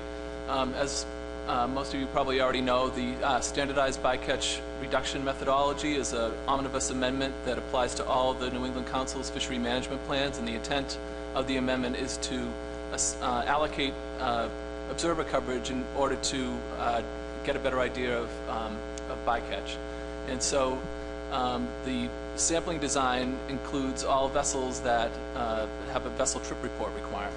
And when this was rolled out last year to the lobster industry, it only captured only those federal lobster vessels that had a vessel trip report requirement. And so about 40% of the federal lobster fishery does not have one of those requirements. So there was a significant amount of sea days that were applied to the lobster fishery, but only to that sector of the industry that had the vessel and trip report requirement. So there was some concerns by the industry about this, that it didn't necessarily give a representative sample of what was happening in the lobster fishery with respect to bycatch. So we convened a workshop back in October, and we had staff from the Commission, from NOAA Fisheries, from the Northeast Fisheries Science Center, and also from the states come together and talk a little bit about the program, and we came up with a methodology to be able to expand this sampling pool to all federal lobster vessels. So it seemed to be a decent way to go, but it turns out that in order to change the sampling design in the SBRM, there has to be a change to the amendment. And so there's a process that needs to take place in order to do that. And so right now NOAA Fisheries is working with the councils, and I believe this issue is going to be raised at the Northeast Regional Coordinating Council very soon, and they'll be discussing that. And just the outcome for this year is that it's going to result in about 18 sea days now for the lobster fishery in New England. So it's a smaller amount of sea days that are going to be applied to just the subset of vessels that have a vessel trip report requirement and a federal lobster permit. Last year it was a significantly higher number of days, but that was because it was keyed in with the groundfish requirements, and this year I think it hinges off of other fisheries, so the number of sea days in the interim is not expected to be that burdensome on the industry. And so hopefully moving forward, if something happens and it can be changed at the council, then the new expanded approach for the lobster fleet can be implemented possibly next year. Terry, follow-up? Yeah, one bit of follow-up is the NRCC meets next week in Portland, Maine. Right, any other questions on this issue? Any of the board members have Tony? So Peter, then no sea days were allocated south of New England? I'm not sure of that, but I do know that it was 18 days in the New England region. Do you think that they could let us know at the NRCC if there's any sea days allocated to south of New England for the offshore area? We can certainly get that information for you, Tony. Any other questions? Any other business to come before the board? Dan? David, this has to do with an issue that already passed earlier today, and it has to do with the incidental bycatch that Steve Train raised, and he said we need a definition on incidental bycatch. So my question to you is, how can we get this defined in this Jonah Crab plan going forward? To me, incidental bycatch should be catch that doesn't exceed all the other catch that's on the boat taken by the gear that the crabs were taken. I think we're fairly comfortable that a dragger taking Jonah crabs isn't dragging likely for Jonah crabs. It's a secondary species. But because we went with such a high limit, we need to define incidental bycatch. Otherwise, it's a 1,000 crab directed fishery. So when can we get that accomplished? Can I get that onto this addendum that is going forward on clause? I defer to the board, but have you got a specific proposal you want to put on the table? Yeah, I would suggest that incidental bycatch is an amount of crabs that does not exceed the weight of all other species aboard caught during the trip by the same gear that caught the Jonah crabs. You wouldn't want to get on a boat and find 1,500 pounds of herring and 1,000 Jonah crabs and call it bycatch if it's different gear. And I see Officer Cornish is nodding his head. Okay, so let me just ask the board, what's your preference on how to handle this? Dan's making a specific proposal. We can deal with it now. We can delay the addendum and deal with it at the next meeting. Let's see, this doesn't have to go before the policy board, so this is the only opportunity, correct, Doug?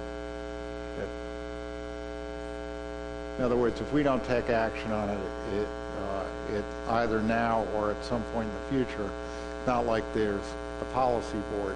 You could raise this at the policy board. I'm not sure. I honestly, you know, in one sense, it sounded like you were trying to, this is an issue for the addendum that we just passed. And that would require a new addendum. Now, were you talking about trying to attach it as another item onto the claw? Any kind of claw addendum that we develop? I'm looking for options because I think this is a serious hole in the plan that we've just approved. It didn't come to my attention because I never dreamed it would be 1,000 limit. When it was low as 200, there was no issue. But when you get to 1,000 for trap gear, then all of a sudden it has to be defined. Steve Train pointed it out. Mike Luisi started asking questions about, well, what is the eligibility for someone to take part in the Jonah trap fishery? And so clearly there's a loophole here. And I'm asking, when can we do it? Maybe we do it at the next meeting. I just want to bring that up now. Maybe we can get help from staff, but, you know, the way I would see it is you've got to start a new addendum because we just approved that addendum. It's going to require development of measures, yeah, and I think you should bring it up, have it as an agenda item on the next meeting. So, in talking with Tony, I think we have two options. We could include it in the claw addendum that was just initiated, if the board can come to a quick consensus on what they want. Something that has also been talked about is the possibility of a third addendum being initiated in August to deal with another loophole, and it could be included at that time and discussed in August. I think it's really up to the board. What's a preference of the board on this? Anyone got a preference? Mike, and then Terry? Yeah, thank you, Mr. Chairman. I appreciate the need to define this incidental bycatch. I just don't think it fits in the claw amendment or the claw addendum. And maybe if we're going to have a loophole addendum, and that's what we're calling it, we can close a lot of we can close a few loopholes. But personally, I would prefer to do it that way and discuss it in August. Terry? Mike covered my thoughts. And I do agree with Dan. I would second his motion when it comes up. Any objection to doing that? Any other business to come before the board? I know you've all had a wonderful time today. Okay, so that without objection, the meeting's adjourned.